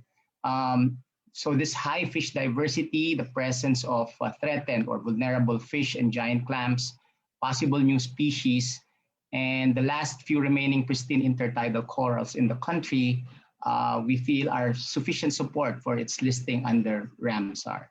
And we do recommend, like academician Arvin mentioned a while ago, that sana full and continued fishery source and ecological assessment is conducted in the area for its long-term management and sustainability, because we will have to manage the area in the future. And in many cases, that's adaptive management. And we need science to do all these things and to do these things correctly and effectively. So last slide, shout out po, many thanks, of course, to many institutions, to NRCP, to Dr. Banag, who led the project, sila Ms. Abby for facilitation. Like a shout out po sa BIFAR Caraga, kay Director Vicet Demerin, mga colleagues namin po doon, sila Joyce, si Matt, si Ryan, because they also provided some support to us nung nandun po kami sa Siargao. Yung mga folks po sa SICAT, ano po, sila Wendy, sila Kuya Mars, mga folks sa NFRDI, and of course, yung ating pong mga local chief executives po, sila Mayor Baby Coro, sila Sir Kurs Coro, for really spearheading this, for initiating this study. I hope to see more of this. Kitang-kita po yung science policy connection. And I really believe that with this one, marami pong pwede tayong magawa together. And yun lang po, and I do hope this will not be the last of these kinds of activities for Del Carmen and also for some other areas. Nakita ko na po sa chat, merong nakalagay na Camiguin naman daw. Naku, another area na medyo mahirap pong gawin, pero po kakayanin po natin. Salamat po, maraming salamat po. Thank you so much for sharing some deep knowledge on our very beautiful swimmers, Doc Wuji. We are glad to know that such studies are being used for the attainment of sustainable goals or sustainable development goals and science policy connection, as you correctly put it. We've seen our marine treasures. Now let's look up above the skies and discover the soaring study of birds in Siargao. To deliver this presentation, we have with us a professor at the Institute of Biological Sciences and curator for birds in the Museum of Natural History in UP Los Baños. He has contributed on the development of graduate courses in wildlife biology and zoology, completed nearly 100 published scientific papers, and a former host of the TV show Explorer on Studio 23, and also served as director of the UP-LB Museum of Natural History from 2015 to 2021. Let us all welcome Dr. Juan Carlos T. Gonzalez. Thank you, Dr. Flores, and also thank you to our co-presenters and our project partners. Maayong aga po, and happy International Day for the Conservation of Mangrove Ecosystem. As they say, save the best for last. So to round up the studies presented today, I will be reporting of course, the birds of Siargao. So I'll share my screen.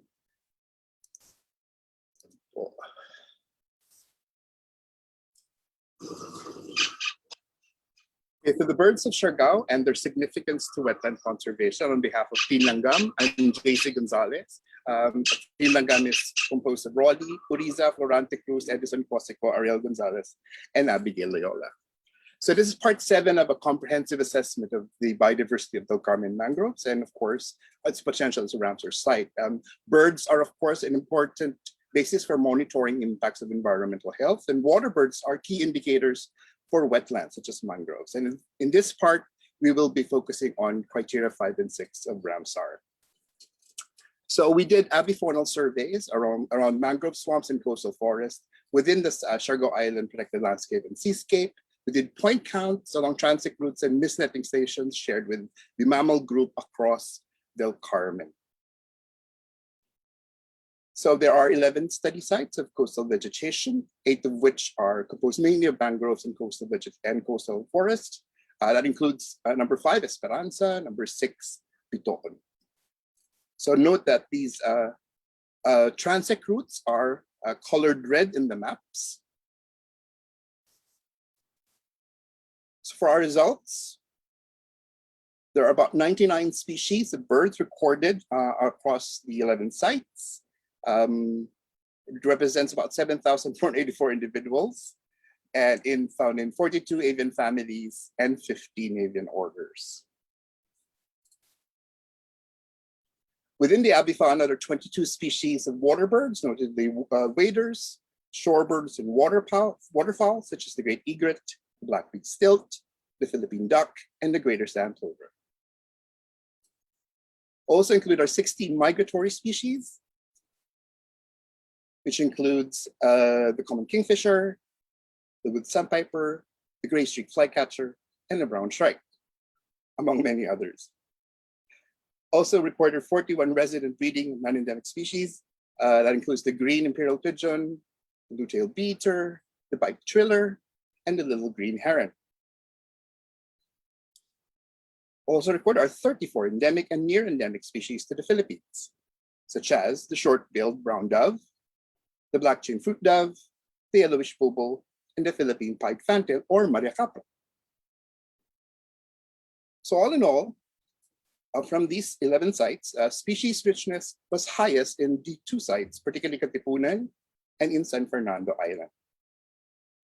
Overall, the avifauna of Siargao also added our 15 species from prior studies. Altogether, there are 114 species for the Carmen mangroves, half of which representing the entire Ciplas. There are notable Siargao dinagat endemic taxa, such as the Macronus triaticeps alcacidae, and 10 species are possibly new island records, such as the Philippine collared dove and the Mindanao hawk dove.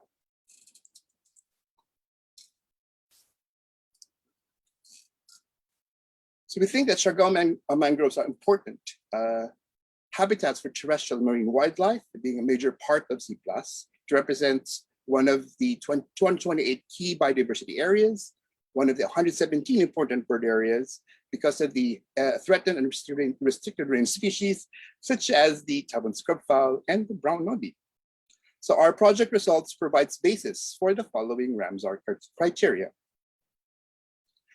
For criterion 1, this particular wetland has a representative or unique wetland type. It's a unique assemblage of old growth mangroves, nipa swamps, and beach forests interspersed with islands, with lowland forests and karst limestone, and notable species such as the Philippine ironwood and the cycad. For criterion 2, it supports a vulnerable, endangered, or critically endangered species, of which 5 species of threatened endemics were reported: Philippine duck, Pincer's falk eagle, and southern rufous hornbill, as well as restricted range endemics, Mindanao hornbill, yellowish bulbul, which are trigger species for the Siargao Island's important bird area.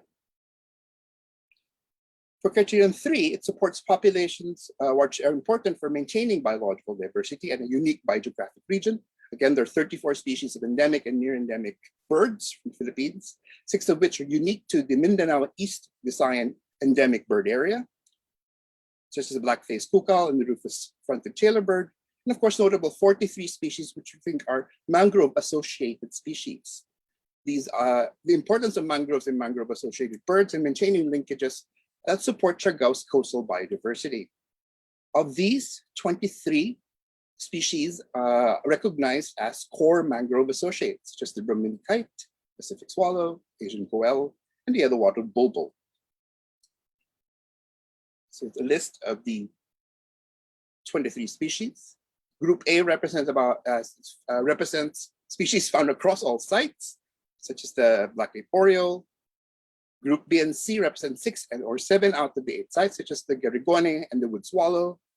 And Group D represents 3 out of 4 of these 8 sites, but are known to inhabit mangroves, such as the pink-necked green pigeon.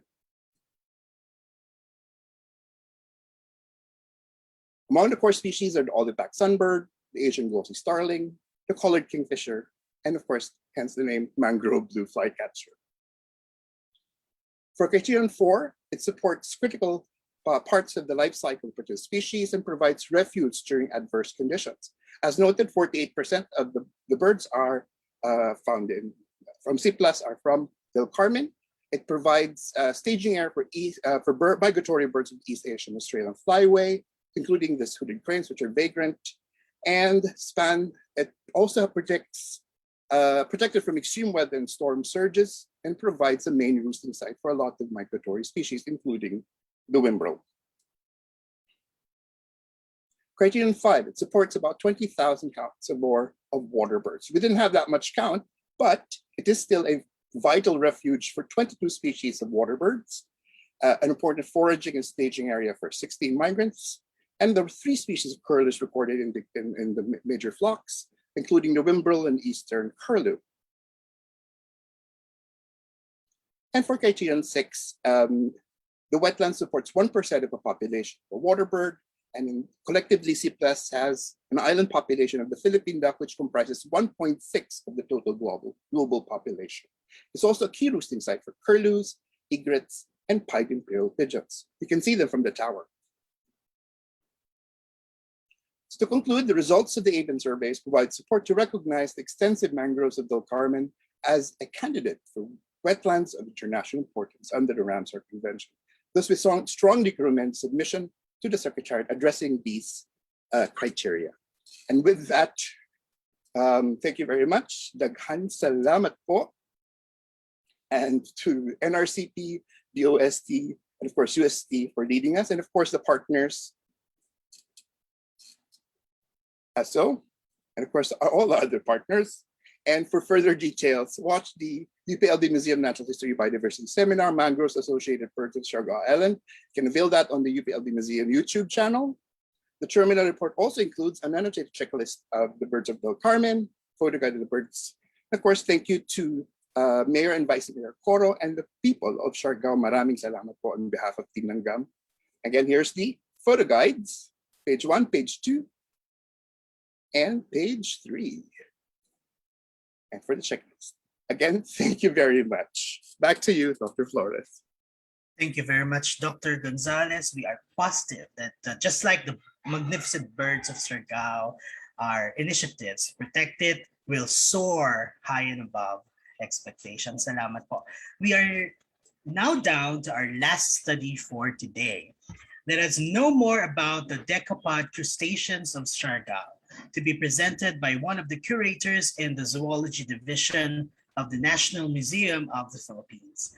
With an expertise in decapod and stomatopod crustacean taxonomy, ecology, and benthos ecology, let's all welcome Ms. Marivin M. Santos.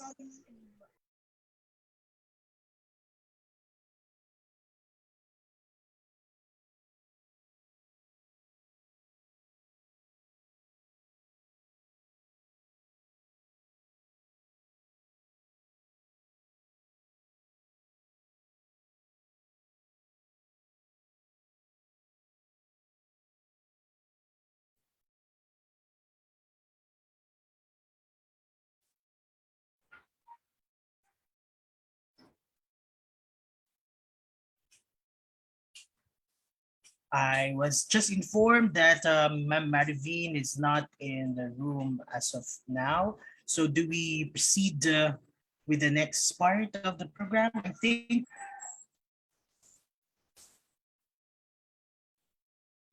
So I think it's we have to proceed. Yes, Dr. Moran. Sir O'Neill, I will be sharing the recorded presentation of... Okay. So we'll have a recorded presentation by Miss Santos. Marami pong salamat.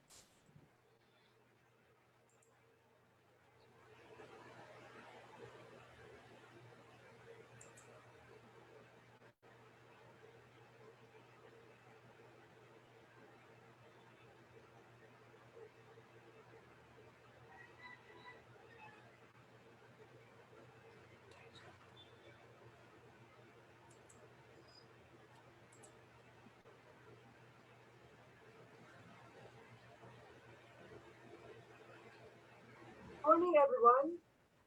I am presenting the result of the study on the biodiversity of decapod crustaceans in the mangrove ecosystem of Carmen Siargao. The diversification of decapod crustaceans in the mangrove ecosystem is defined by the variety of species occurring in this habitat. Mangrove forests are free of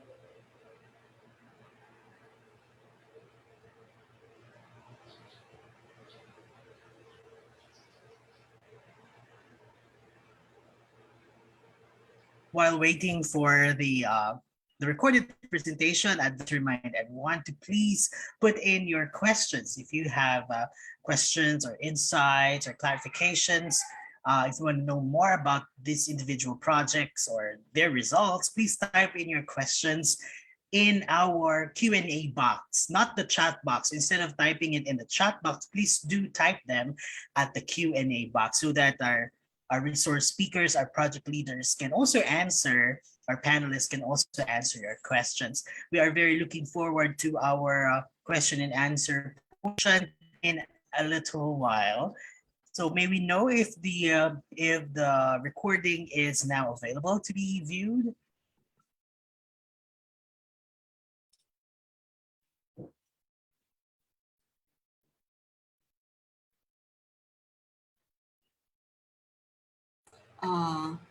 Dr. O'Neill. Yes, ma'am.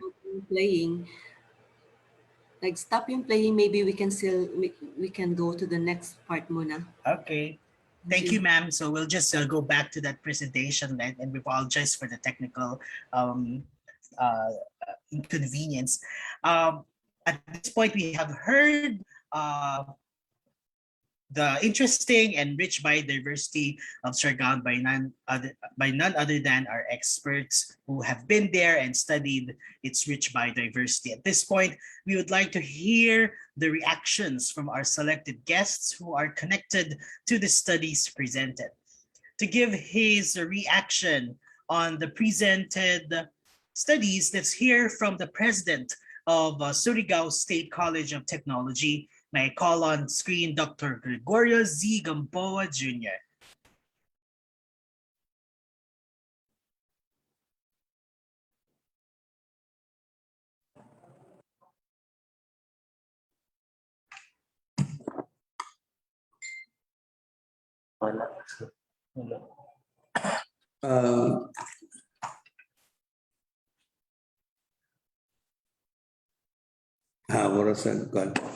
Good morning to everybody. Magandang umaga po sa lahat.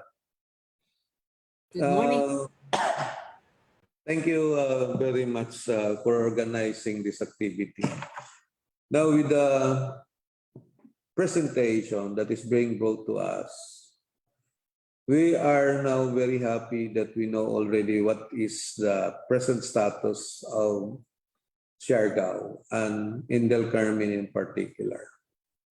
And we are very happy and very thankful that we have people who are trying to work hard for Del Carmen to be included and Siargao as a whole to be included in the Ramsar. It is also our pride and great honor that SCCT is part of the making that Del Carmen and Siargao Island will be part of the Ramsar. For as a city, we are always in partner with LGU Del Carmen, especially to Mayor Coro and his son, Vice Mayor Coro. We've been working together for the development of Del Carmen, especially on the mangrove. And on the part of the city, we will continue to support any program that will be undertaken in order to improve the mangrove population, the forest of Del Carmen, to sustain, as what Mayor Coro said earlier, that it is a very good area that will support the municipality of Del Carmen. And in fact, we are working also here with guidance of Governor Sol for the creation of the mangrove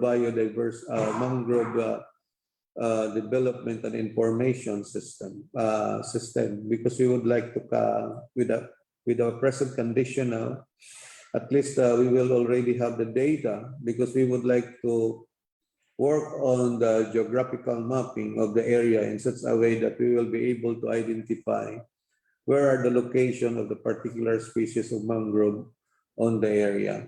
And in fact, we have also created our team here in the city to create a study for the carbon stock deposit sequestration of the mangrove in Siargao, particularly in Del Carmen, because we would like to be a partner of the LGU Del Carmen, to be part of the development. And I would like to congratulate Mayor Coro, Vice Mayor Coro for their initiative in such a way that making also as a city as part of the undertaking. Now, looking back into the observation of the different presenter, we are really surprised. In fact, I am not from Surigao del Norte, I'm from Cebu, but I was then very surprised that we could still see this different species present in Del Carmen, and where I was able to see that species before when I was still in the elementary years. And I would like to congratulate the LGU for preserving this one. And we have undertaken also research in Lake Mainit biodiversity. I think we will be working also with this area. And to the NCR, what we call this one? The NRCP, we will continue to support your program. As president of Surigao State College of Technology, we will continue to support the program, because I know this is a great work for this organization that makes Siargao Island be part of the Ramsar. We will continue to support, as what we have supported other initiatives, like, for example, the SICAT, the Modesera, for the development of the area. And thank you very much for the presenter. It is highly educational components to me, because I am a marine engineer, not a marine biology. So at least I was then very happy to see that we have all these things. Thank you very much. Good morning. Thank you very much, Dr. Gamboa. Also, to give her insights on the project results, we have a marine biologist with training on the basic and applied aspects of ichthyology, the study of fishes, particularly in the biology, ecology, and stock assessment of tropical fishes on coastal and marine ecosystems. From the head office of Wetlands International Philippines Program, let us welcome Dr. Anna Del Cabanban. Maayong buntag sa tanan. Good morning to everyone. I want to thank the organizers, the National Research Council of the Philippines and the Department of Science and Technology, and the local government for inviting me to give a reaction on this important event. So I'm invited to give a reaction on how to nurture the rich, diverse, important mangrove ecosystem of Del Carmen, Siargao.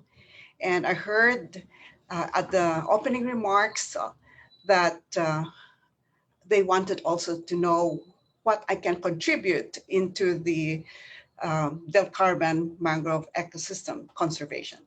So I'd like to give my reaction to this briefly. Number one, I'm very thrilled to hear the presentations of our scientists in their various fields of expertise in one ecosystem. There are very few studies, works in the Philippines that actually has done this. I was part of one a long time ago.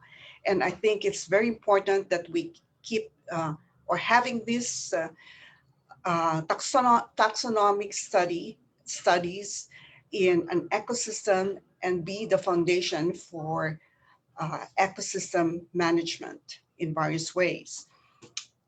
Secondly, the findings are very important.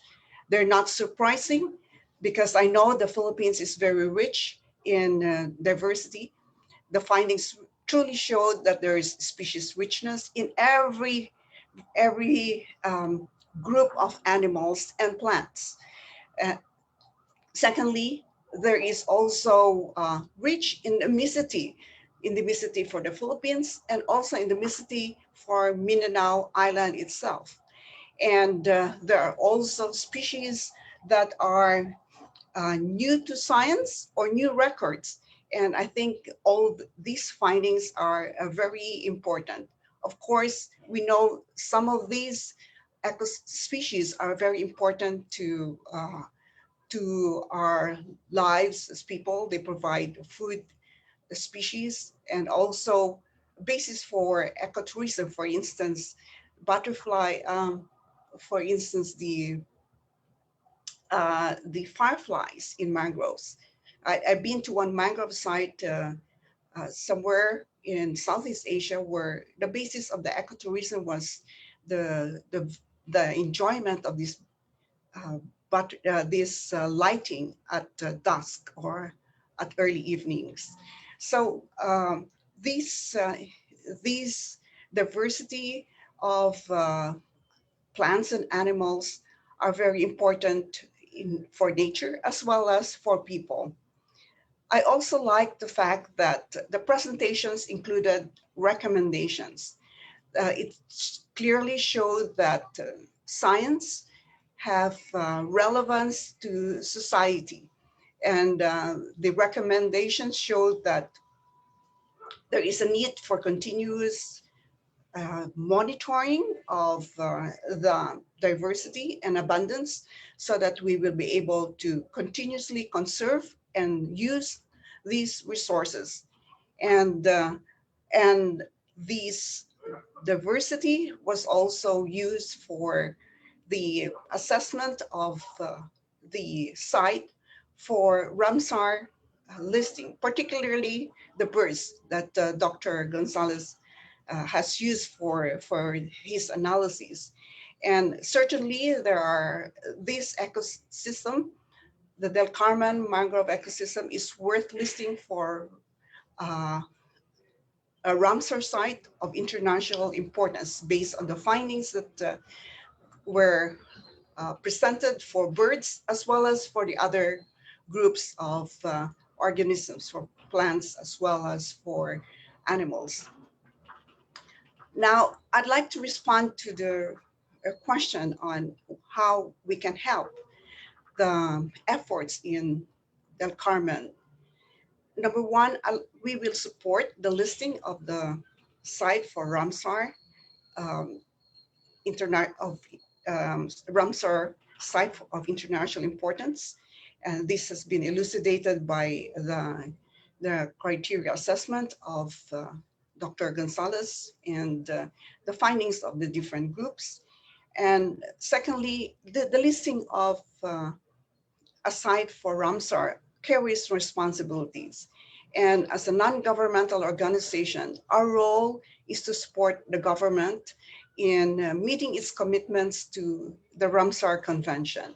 As such, we will also endeavor to commit the assistance to the national government, as well as the local government, in ensuring that the Ramsar site, the future Ramsar site, will remain to be a Ramsar site that will serve the the needs of the people in the Carmen and the world. It's a contribution to the world in terms of this biodiversity.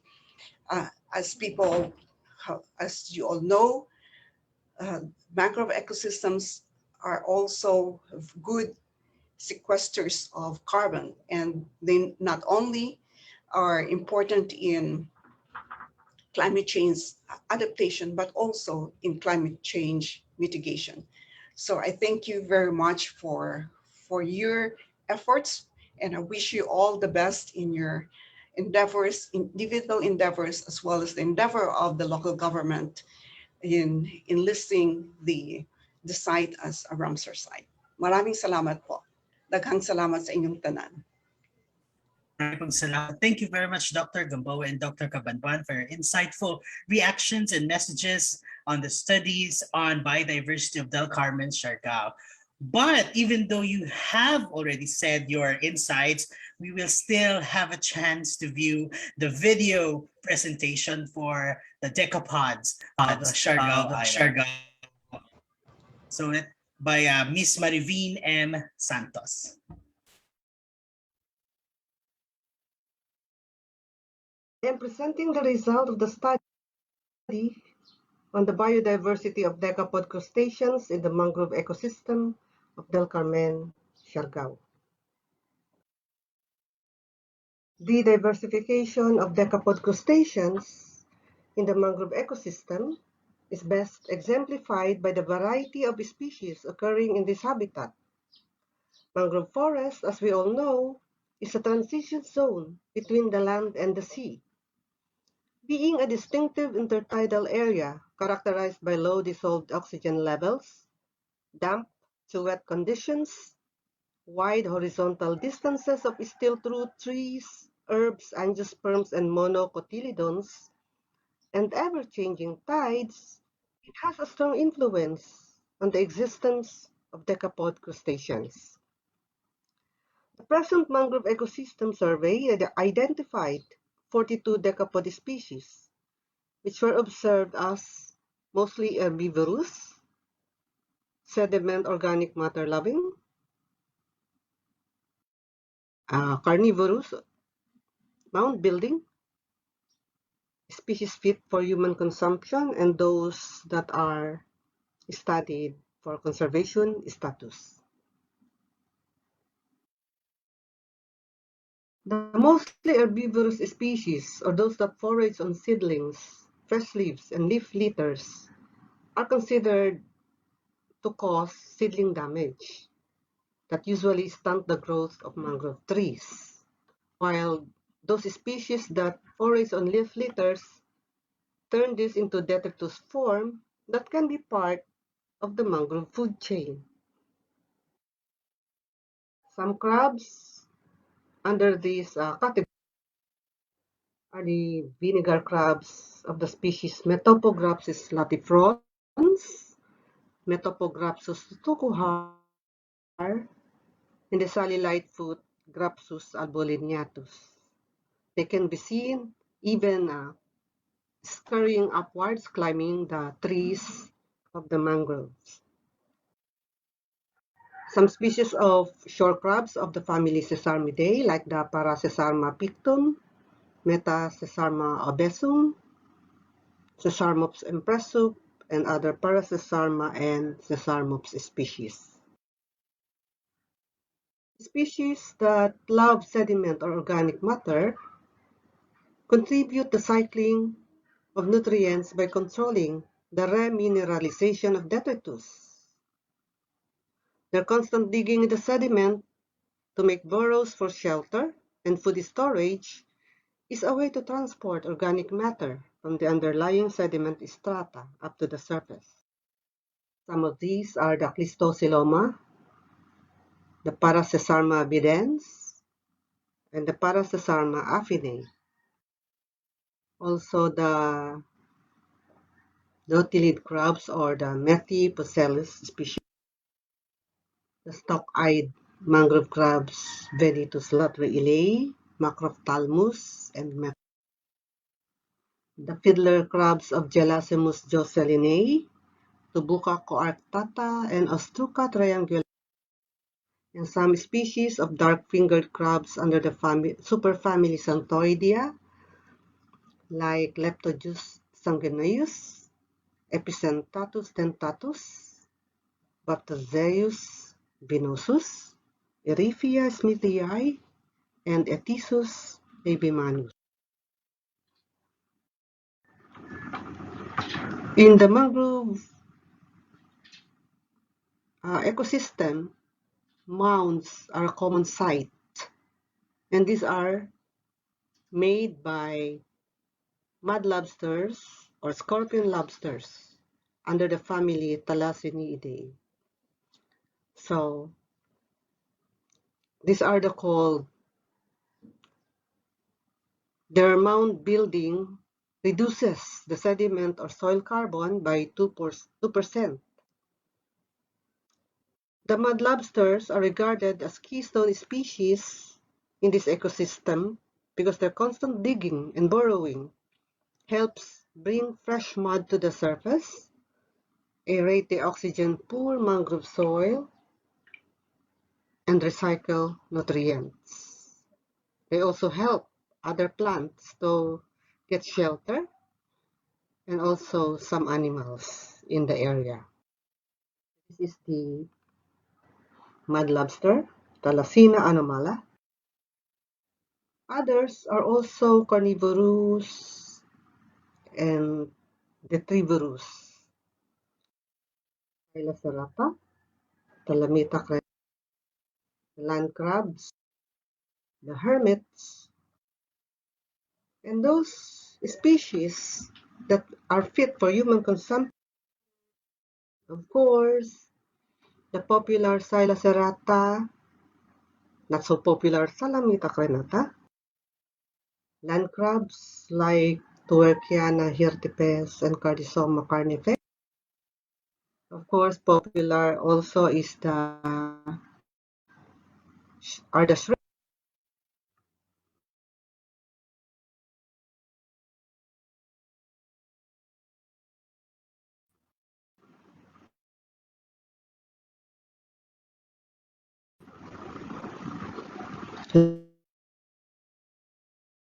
Like the Macrobrachium australe, Macrobrachium equidens, and the speckled prawn.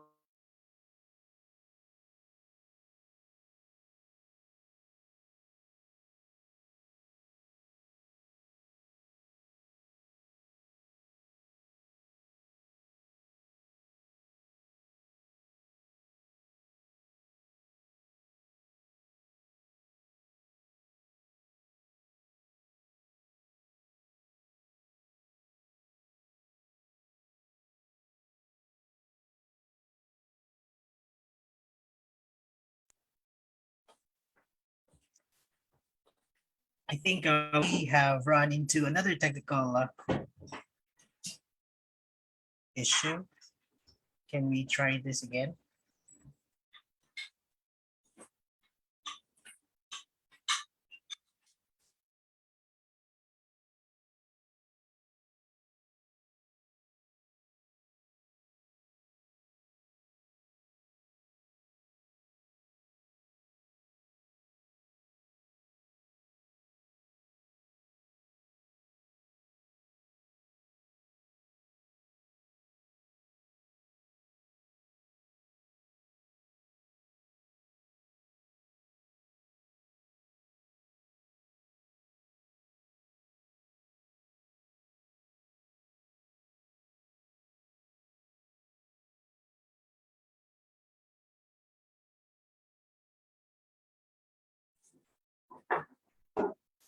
And there you have it. I think we can move on to the next part of the program. We thank Dr. Santos for her presentation, and at least we had a glimpse of the decapod crustacean biodiversity in Siargao, and we certainly look forward to knowing more about these very interesting creatures as we move further in the study of Siargao's biodiversity. At this point, it makes us all excited to listen to one who is a strong advocate of sustainable development and one who believes in the wealth and resources of his beloved island. Let us all hear the response and future programs of the local government unit of Del Carmen from none other than the Vice Mayor of Del Carmen, Surigao del Norte, the Honorable Alfredo Matugas Coro II. Thank you, sir. Thank you, Doc. Let me start by expressing my deepest gratitude to Secretary Boy de la Peña and the Department of Science and Technology for all the support that was given to the municipality of Del Carmen as we embark on a science-based governance platform led by our mayor, the Honorable Baby Matugas Coro, a chemical engineer. I'm equally grateful to the support of the Surigao State College of Technology led by Dr. Greg Gamboa, the Department of Environment and Natural Resources with Red Nonito Tamayo, Paso Celsa, and everyone at the PAMO C+ office, and other government agencies that have been supporting us. To our main partner in the conduct of this study, the National Research Council of the Philippines, with the top experts of the Philippines willingly joining this endeavor to know and understand the Del Carmen Mangrove Forest on our journey to be part of the Ramsar list of wetlands of international significance.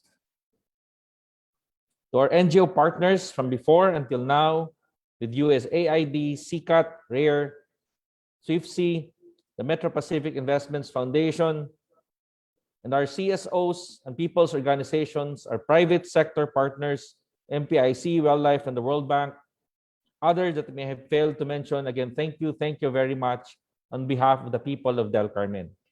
And lastly, to all Del Carmenons for allowing us to take this hard path of pushing an environmental agenda to ensure equitable growth and inclusive development.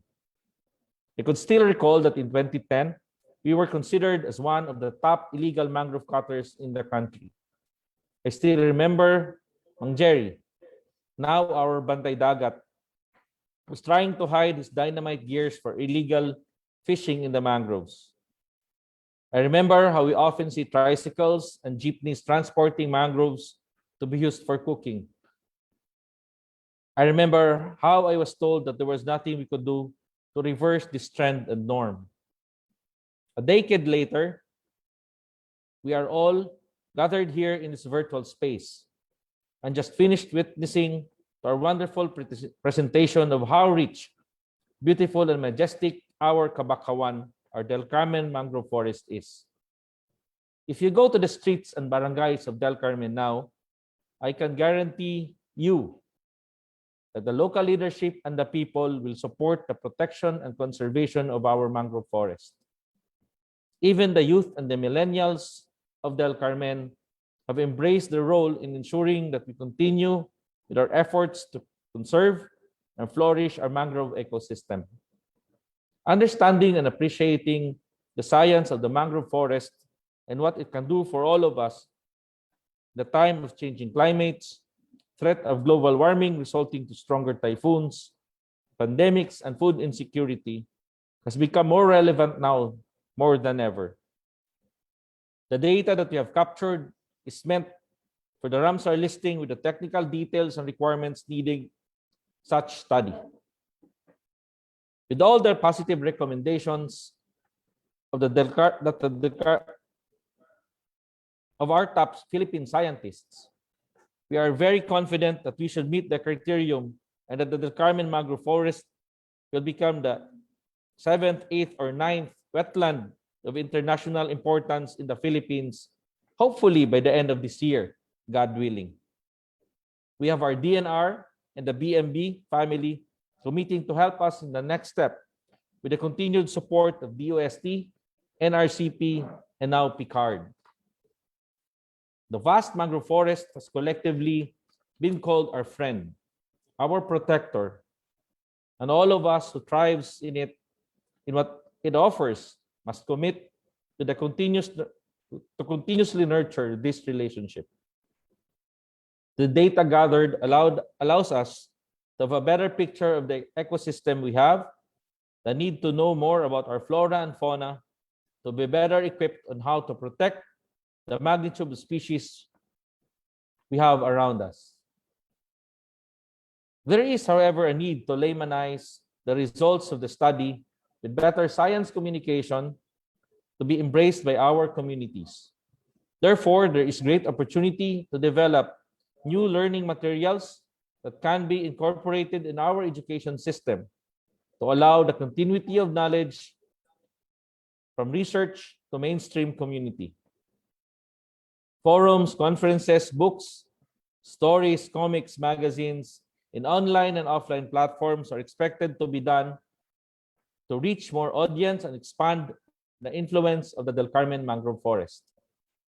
From the perspective of developmental planning, we are optimistic that integrating all these information in our planning process and eventual declaration as a Ramsar site will create new interest from our students to pursue new careers in fields of academic research, for current researchers to fund more studies about Del Carmen, for politicians to pursue environmental agendas, for government to fund appropriate actions for the ecosystem, for business owners to push for more environmental friendly practices, and a lot more. The local government unit of Del Carmen therefore commits to continue to work with other research institutions and programs, NGOs, national government agencies, civil society organizations, private corporations to conduct more studies to the mangroves, to the seagrass and the marine life, to the waterbed, to watersheds and the birds, to the human population and social behaviors, and to mobility and public infrastructure, to learn more about how the mangrove forest and its inhabitants can coexist with the planned sustainable development. We want to maximize the potential of the knowledge obtained to create new sustainable economic opportunities for Del Carmen and our people. After all, the end goal is addressing inequity and poverty with nature-based solutions. Salamat karajaw sa tanan, ng tabang sa ato kabakawan. Marajaw na buntag sa ato tanan. Thank you very much, Vice Mayor Coro. As you have been enthusiastic in giving us your programs, we sure are looking forward to seeing Siargao personally and even seeing Siargao in the Ramsar list very, very soon. Guests, ladies and gentlemen, we have heard our speakers and the well-kept secret of Siargao out in the open. Now we are ready for your questions. We shall get the questions from the chat box or in the Q&A facility, and also from those who are watching the live streaming in Research Pod. We have around 30 minutes for this portion of our program. I would like to turn over this segment of the program to our moderator, the director of the Museum of Natural History, a university researcher too, and a curator for microbial culture collection of the UPLB Museum of Natural History. She's also the current chair of the NRCP Biological Sciences Division. Ladies and gentlemen, Dr. Marian P. De Leon. Dr. De Leon, please take it away. Thank you very much, Dr. Flores. Indeed, there were surprising, exciting, and thrilling discoveries in Del Carmen Mangrove Forests, Siargao Island, made by our top experts and active members of NRCP. The project results prove Del Carmen not only as surfing capital of the Philippines, but also as haven of new and interesting biological species. Good morning to everyone. The Zoom floor is now open for the Q&A. But before we start, may I kindly request the NRCP technical team to kindly put on spotlight our esteemed speakers and members of the project team led by Dr. Cecilia Moran, Dr. Pau de Guia, academician Arvin Jesmos, Mr. Perry Buenavente, Dr. Chit Robite, academician Muji Santos, and Dr. Juan Carlos Gonzalez, Also, we would like to request Dr. Greg Gamboa and Dr. Anna Cabanban to join our speakers on screen, as well as Mayor Baby and Vice Mayor Alfred Oro. So we have received several questions, actually interesting questions, through our Q&A box here in Zoom and the NRCP official Facebook page, the NRCP Research Fund. So our first question is for Dr. Chi Robite. Dr. Robite, regarding new records of flora in the region, how can you say that this species is a new record or not for a particular area? Dr. Robite, please. Thank you for that question. A new record is, for example, I would use my plant of interest, okay? So Begonia camiginensis, for example, is endemic to Camiguin Island. But if you find a Begonia camiginensis in Siargao Island, then that will be a new record for Siargao Island and a new record for Mindanao, of course. Next question. Okay, are there good, yeah, that's okay, Dr. Rubite. Are there good stands of Soneracia alba in the area, ma'am? We did not see good stands of Soneracia. There were more of Rhizophora and Nipa fruticans in the 11 barangays and minimal of Abyssenia in San Fernando. So please take note of that those questions are from our anonymous attendee. This question is for Ma'am Pao, Dr. Pao. Yun po bang mga rodents na ginagamit sa laboratories ay hindi galing sa mga forest? Delikado ba ito dahil nauubos na mga rodents sa paligid, hindi lamang sa Del Carmen? Salamat po. Ang tanong po ay galing kay Miss or Ma'am Hermelina Tenorio. Good morning po. So yung pong mga lab rats, they are bred in captivity po. Hindi po sila galing sa forests. So ito po yung species ng Rattus norvegicus and they are bred commercially. So marami po, mabilis sila dumami at maikli ang lifespan nila kaya sila ginagamit. And relative to the forest rats, mas docile po sila. Ang delikado po doon sa ating biodiversity ay yung aming na-record na Rattus tanizumi, which is an invasive alien species. Matatagpuan po usually sa mga rice fields at pati na rin po sa kabundukan. So hindi po delikado yung lab rats, hindi po. Opo. Hindi po delikado ang lab rats at kailangan po ay may IACUC approval po, no, ang paggamit ng ating mga laboratory animals, including the lab rats. So I think this question... Yes, sir. Yeah, ang delikado yung sharks na ginagamit sa anatomy. Hindi ko alam kung sharks pa ba ngayon kasi yun hindi binibreed in captivity. Oo. Ginagamit pa po ba? Hindi ko sure, no? Hindi ko sure. Sana hindi na. Thank you, Sir Muji. So, sir, andyan ka na rin lang. So, ibato ko na po yung next question, no? Okay. It was also answered by Dr. Academician Jesmos, but perhaps the two of you can answer this on live na po. So, ang tanong po ay galing po sa isang graduate ng UP, working now as a researcher under DOST. Besides wildlife protection, I understand mangroves can serve to protect human settlements from floods and storm surges. Can someone, perhaps both academician Muji and Arvin, shed more light on this? Is it a sustainable method for disaster management across the Philippines? Quick answer, yes.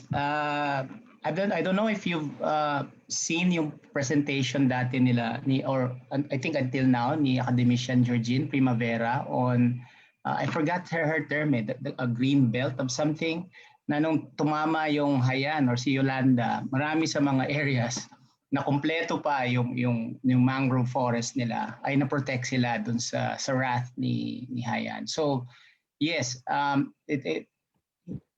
guess hindi talaga ma-quantify kung ano yung ecosystem benefits na po provide ng ating mangrove forest. Unfortunately, yun nga, konti in terms of the science, tingin ko konti pa rin yung nag-aaral, and na-point out nga ni Dr. Anna Del, very few yung pag-aaral ng ganito na parang holistic, na parang mga Avengers, nagsama-sama and studying a particular area, making a sort of a pilot of it, and studying the ridge to reef, highlands to ocean thing. I think that should be the way to go for us sa Pilipinas, especially so na, di ba, dami nating islands, bawat location is different from the other. And so yun, kailangan pa natin yun kasi nga ang laki-laki nung pakinabang natin sa mga mangrove ecosystems. Sir Arvin? Sir Arvin, baka gusto mong sagutin yung katanungan live. Yes. Sorry. may konting ubo and sipon. Siguro yung nagtatanong si AA, si anonymous attendee. Again, do make a Google search lang, no? Kasi marami namang publications na showing both with empirical data, para yung ginawa ni Academician Georgian Primavera dito sa Philippines, and marami yung nagmo-model, di ba? Modeling, ecological modeling. And ano naman siya, definitely mangroves are there for a reason, di ba? Isa na dun yung as a green barrier nga. And definitely they protect yung shores, as we all know, di ba? Yung land. And para sa ating mga humans, sa mga tao, na definitely mapaprotektahan rin naman tayo kung nandyan sila palagi. So siguro isang reason rin bakit ang Manila Bay natin ay palaging ganyan, kasi naubos na talaga yung mangroves natin. Yeah. Although prehistoric times, may mangroves dyan. Yeah, halos yung buong Bulacan na yan na part, yung kalahati, is all mangroves before. And naubos na.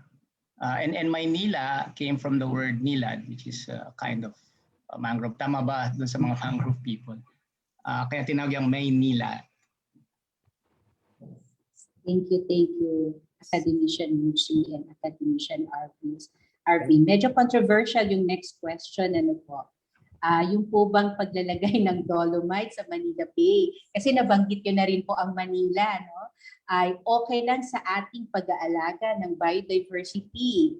Again, from Ms. Hermelina Tenorio. Academicians, Sir Muji and Sir Arvin, would you like to answer this intriguing question?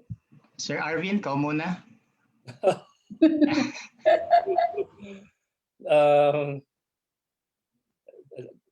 Ang mahirap kasi dito, itong issue kasi nito is laced with politics na, di ba?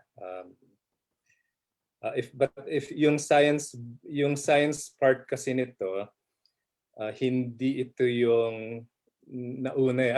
Di ba? We all know in the scientific community na hindi kasi nagkaroon ng datos bago ito ginawa. So siguro I'll stop there. I want to be safe.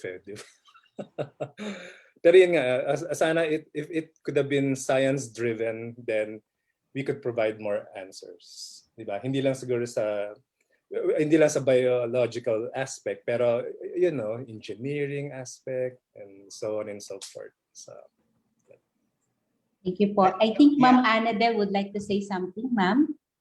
Dr. Kapanban. Thank you. Kailangan natin ng nature-based solutions sa mga environmental issues na ating nahaharap. I recall that the interest of having this dolomite beach enrichment was to beautify the place, at the same time to address the coastal pollution, coastal water pollution. So for this, we really need to look at the issues broadly and use science use engineering, the best available information that we have, including coastal coastal and oceanography, the movement of currents, the movement of currents resulting to monsoons and storm surges, and so on and so forth. In works like this along the coast, even kahit na 3 meters lang or ano, it really has an impact on the shoreline because of the longshore currents. And here in our country, nag-change parang longshore current due to the monsoons, ng direction ng monsoon. Kaya mas maraming pag-aralan. So I agree that we should address our environmental issues, but address it with a broad understanding of ecology, the broad understanding of both land and sea interactions. And because there's also water from the rivers flowing into Manila Bay, that also has an impact on the movement of water and the sediments. And so, yeah, I agree, nature-based solutions, use science-based solutions for the management of our environmental problems, including coastal water pollution. Maraming salamat. Thank you very much, Ma'am Anna. I think if you can visit the Q&A box, George of NRCP already shared with us the link to Dr. Georgine Primavera's study. You can check this link and you may refer to the previous studies of Dr. Academician Primavera. This question has been... Yes, sir. Yes, sir. Just a quick rejoinder. Ano po, yes, Manila sir. Bay issue, sabi nga ni Sir Arvin, ang laki-laking issue.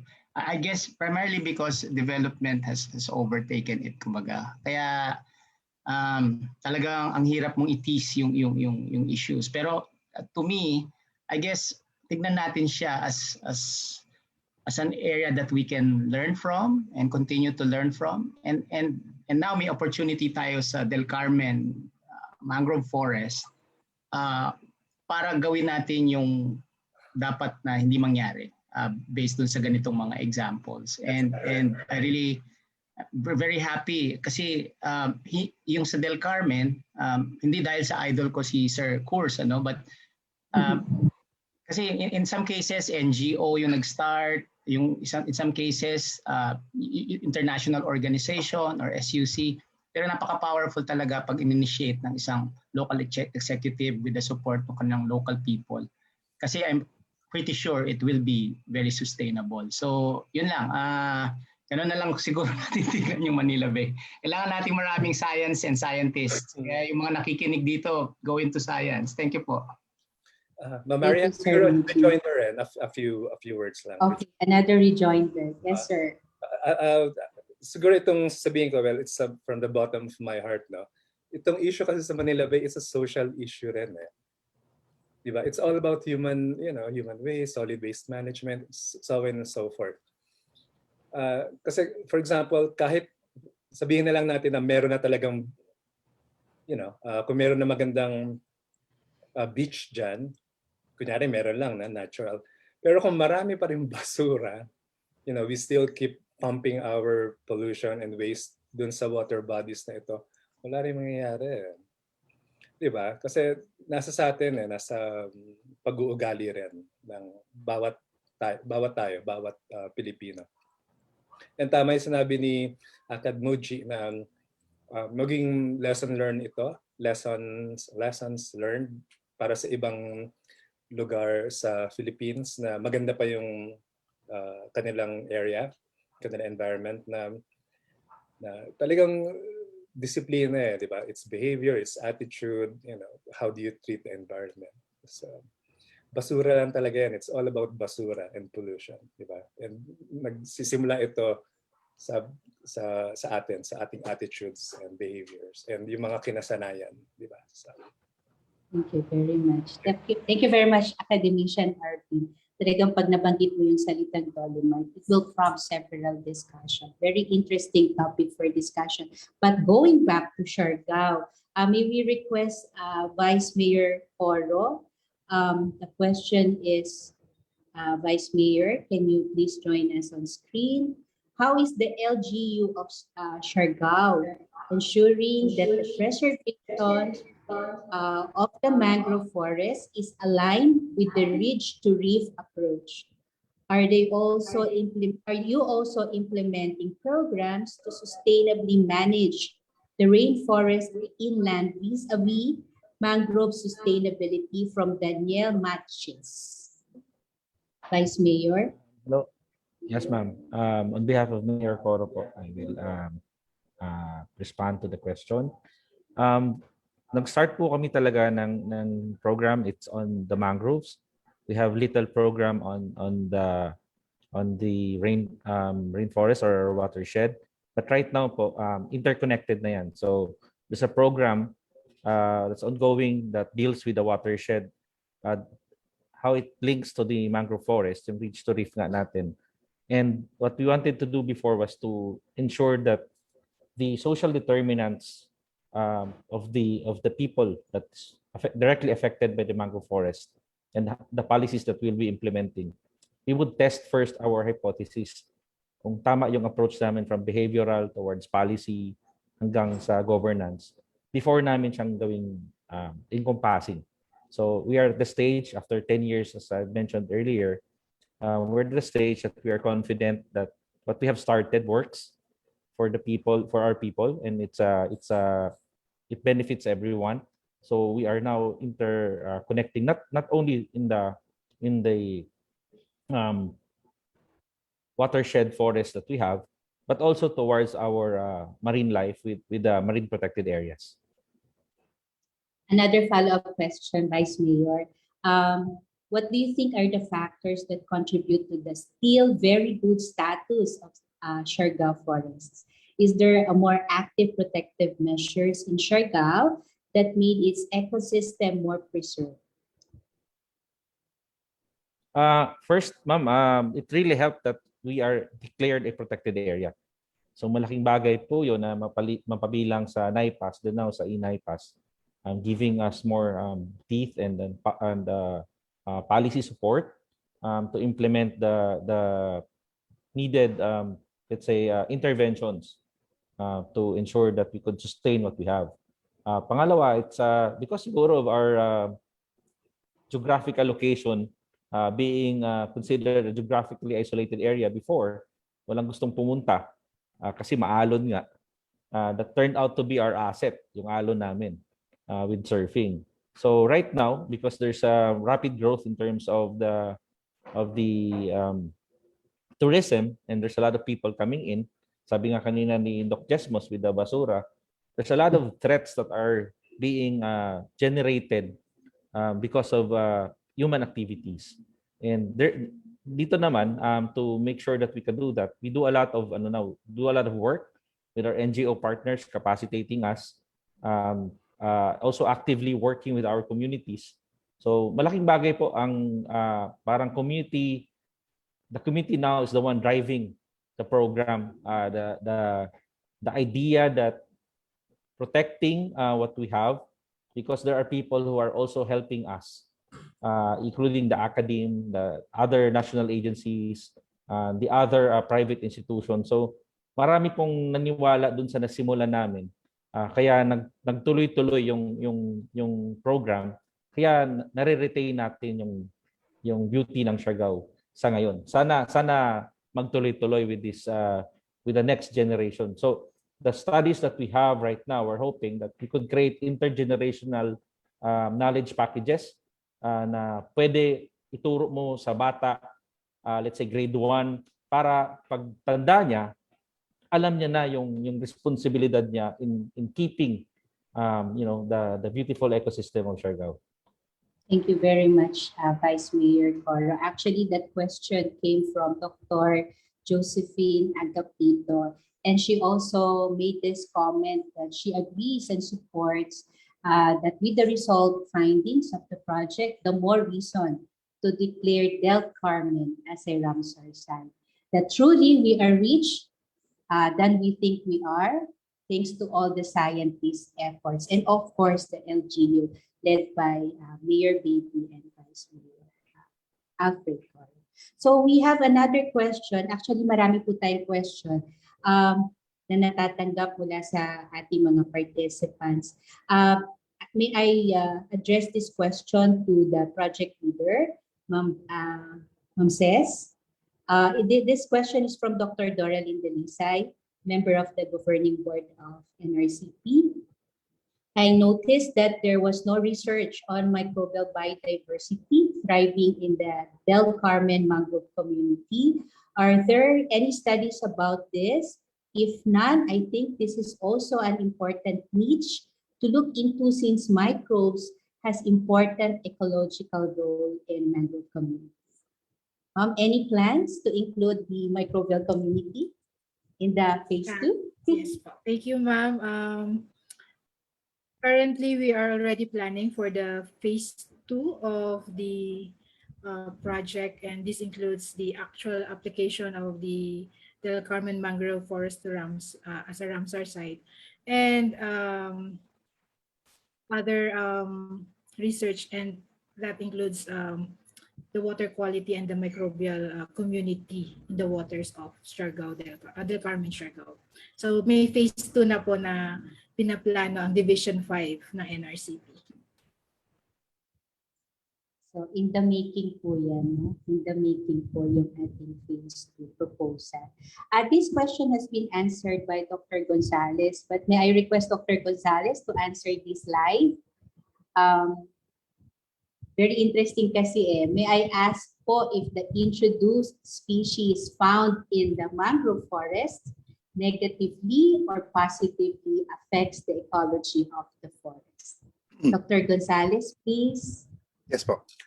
Yeah, as I answered directly, only one species among the birds were actually listed as introduced, yung Eurasian tree sparrow, we call the gurion or the mayang simbahan. But they were when they konting areas lang yung napag-recordan namin ng tree sparrow. And actually, they actually ventured into the mangroves adjacent sa human habitation. So wala naman kami nakitang or observed na impact, particularly with the other finch species such as munias or yung tawag nating maya. Because there was large flocks of munias which actually used the mangroves as roosting sites. Yung doon sila natutulog sa gabi.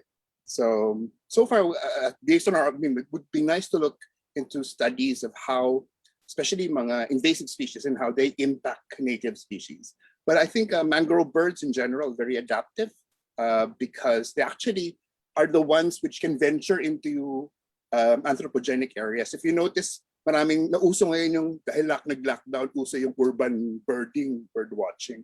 A lot of the species that you see around human habitation and urban areas actually are also found in mangrove areas. So they're very adaptive. Thank you very much, Dr. Gonzalez. Ito po, follow-up question, Dr. Gonzalez, or perhaps other members of the project team. From AA ulit, anonymous attendee, with all this pandemic happening in the Philippines, ano daw pong impact ito sa ating wildlife? Wherein there is less interaction of nature and people. Will this increase biodiversity and the population of the wildlife? And what is the disadvantage and advantage of pandemic to Philippine wildlife?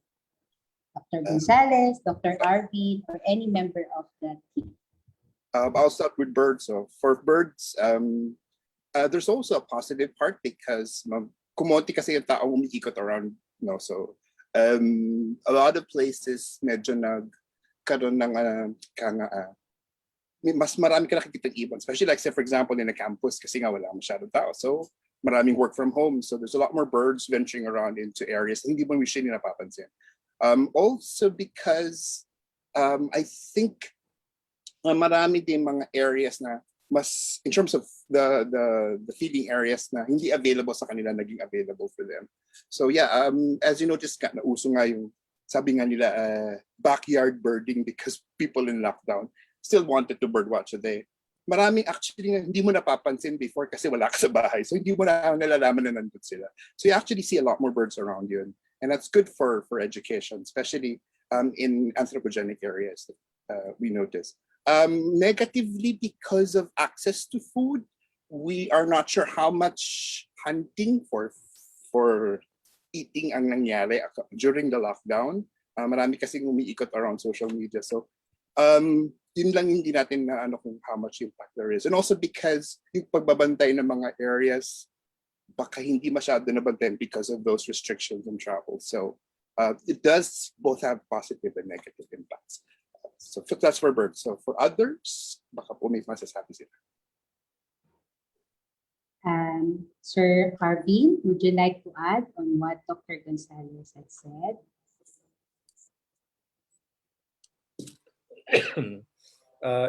Impact ng pandemic since last year, no?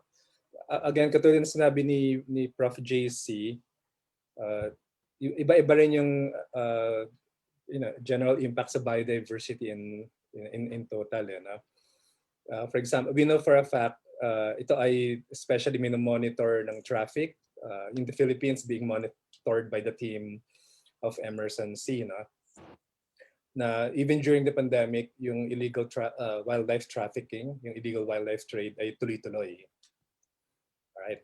And we all know na yung pandemic was actually caused, one of the reasons why we had a pandemic now is because, di ba, zoonosis ito, may kinalaman yung wildlife na disease na nakuha natin sa wildlife. So, in short, ang pandemic ay hindi niya na natigil itong illicit trade, itong wildlife trafficking.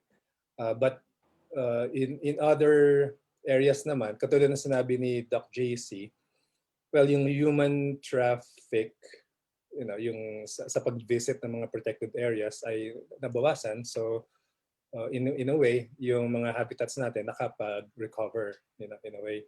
So, pero overall, pandemic or not, kasi masyado na malaking human footprint. We are more than 6 billion people na in the world. So malaki pa rin yung impact natin sa biodiversity. Sa Philippines na lang, we are more than 110 million na. So you just imagine kung gaano ka massive yung impact dun sa natural habitats natin, yung remaining natural habitats and the species itself. So, thank you very much, Dr. Harvey. So, marami pa po tayo. Sir Muji. Yeah, sa mga fish po, although nung una medyo nagkagulo ng konti, pero eventually of course, na-declare na essential workers po yung ating mga fisher folk. And then of course yung food kailangan na kailangan. So nagtuloy-tuloy siya. Ang medyo naging parang nakita naming negative effect or negative impact ng COVID, may mga reports na nag-increase yung intrusion, yung mga illegal activities. Kasi na-lessen yung mga in a way nagbabantay, etc. etc. So may ganun pong indication para po sa mga isda. Thanks. Okay. Maraming salamat po mula kay Sir Muji. Maraming salamat Sir Arvin and Dr. Gonzalez. And of course to all our speakers and reactors, but due to the interest of time, kailangan na daw po mag-wrap up ng ating Q&A. So for unanswered questions which you placed in the Q&A facility, we will collate them all and send back to you with the answers and responses from the speakers. Again, thank you very much to all our esteemed speakers and reactors for a very informative presentation and engaging discussion. Maraming salamat po. Salamat Karajao. Congratulations to all our speakers and reactors. Back to you, Sir O'Neill. Thank you very much. Maraming salamat, Dr. Marian De Leon, at sa lahat po ng ating mga panelists ngayong umaga. We have finally come to the closing of the program, and there's no one more appropriate to give this to a close than the Executive Director of the National Research Council of the Philippines, Dr. Marieta Bañez Sumagaysay. Ma'am? Good morning sa lahat. Okay, pleasant morning greetings to DOST Secretary Fortunato T. de la Peña, the NRCP Governing Board led by Dr. Gregorio E.H. Del Pilar, and of course, good morning, maayong buntag, Mayor Baby Coro and Vice Mayor J.R. Coro. Of course, their staff. To our webinar reactors, SSCT President Gregorio Gamboa and Dr. Annabel Cabanban. And maayong buntag po to all researchers, scientists, artists, friends from the media, and guests in this virtual room here and abroad. And of course, to our research team. Today, the NRCP once again showcases the role it plays in knowledge generation and in science-based policymaking in aid of good governance. The papers presented this morning by our experts are rich sources of information. And in the Q&A, really, there were wonderful questions and they're all exciting questions. So first, let me talk about the discoveries and the new findings, which basic research does contribute in pushing the borders of one's discipline, as well as adding something novel to the existing body of knowledge and the existing discourse. One highlight is the finding that the Siargao Mangrove Forest holds 19 out of the 54 mangrove species in the world, or 35%. And there is more to find and discover as the research team of Dr. Moran will soon start a phase 2 of the biodiversity project that was done a couple of years ago. So there's more to look forward to, like a book, a photo guide, a catalog, a video, and other ways to translate the research results that can be used by the academe.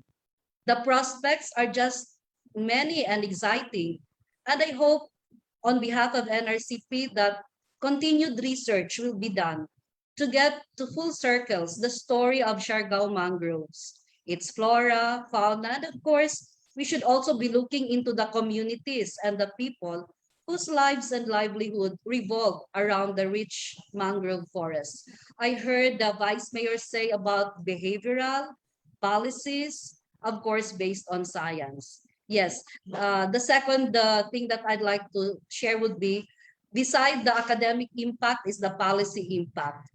And may I take this opportunity to congratulate the LGU executives of Del Carmen, particularly Mayor Baby Coro and Vice Mayor J.R. Coro for spearheading this initiative and for putting science at the heart of their governance. About 3 years ago, when then Mayor J.R. Coro discussed with me about the dream to enlist Siargao Mangrove Forests as a Ramsar site, the council, then headed by Dr. Cristina Binag, our president that time, immediately had pocket meetings with Vice Mayor, and the rest is history. We are all now heading for Ramsar with more information in our hands. The NRCP will assist and support Del Carmen, and you've heard it from our president this morning in his opening remarks. We will support Del Carmen in its capacity to provide the science. Later, it can be the arts in fusion with the science when the mangrove forests turn into a sustainable ecotourism site. We will need the creative minds of the artists in the tourism industry, and we have a lot of them in NRCP. Again, there are just many more exciting and challenging works to do, but I know that there will be no let up given the drive and dedication of our local chief executives. Thank you to all partners from government agencies, the development organizations, as well as the private sector. NRCP appreciates your presence today as we meaningfully present the results of the Siargao Biodiversity Study and as we celebrate the International Day for the Conservation of Mangroves. It is your commitment and full support which spelled success of the research project. Thank you for accommodating the research team of Dr. Moran. My thanks also goes to the communities, which likewise assisted in the fruition of the research. We hope we can give you back the needed strategies born from science, strategies that you will need for guidance in sustainable ecotourism. Thank you to all the members of Dr. Moran's team, and a big congratulations. Finally, for making this webinar happen successfully, may I recognize the NRCP Secretariat led by Ms. Lynn Talingdan. And I also thank the media friends who at 1 p.m. later will be with us for a virtual presser. Please check on NRCP's Facebook page, the research pod, and our website for further uploads and announcements. Ms. Lei will keep you posted on this. There will still be something more to do with regards to Siargao for Ramsar, and to science and the arts for Siargao's ecotourism. Let's all be in this together. Good day and Godspeed everyone. Salamat Karadjao. Thank you very much. Marami pong salamat, Executive Director Dr. Marieta Banya-Sumagaysay. Thank you very much, ma'am. A round of applause for our Executive Director. Don't forget to accomplish the survey forms once you exit our Zoom room in exchange for your certificate. You may also find the link of the survey form in the chat section. All right, that is the end of our program for today.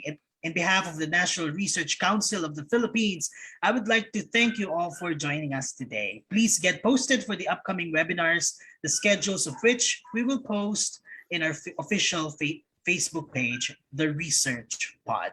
We will keep the scientific discourse going, and you are all surely part of this initiative. Even virtually, we can have a photo opportunity. So please, once again, turn on your cameras for a quick photo op bago tayo mag-lunch.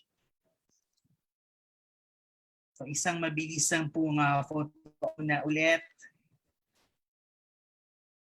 We're happy to see bigger smiles. Kanina malaki yung smiles. Ngayon, bigger smiles for bigger goals and bigger projects in the future. Smile po. Brian, are you still here? Sir Arv, naisa ang kanimang mayo. Yes po. Ayan, si Brian. Okay, game 1, 2, 3. Smile, 1, 2, 3. Okay. Next page. 1, 2, 3. Okay po. Marami pong salamat. Thank you, Brian, for that for facilitating the picture taking. Palakpakan naman po. Thank you once again. And we now officially close the Mangrove Biodiversity of Del Carmen Siargao, a presentation of NRCP projects. Keep safe, everyone. We'll see you soon. For our media, both from Manila and Siargao, please join us at 1 p.m. We are using the same link, so no need to log out. So mag-lunch lang tayo dyan. And it's time to sign off. This is O'Neill, and see you all in our next session. Marami pong salamat and have a nice lunch.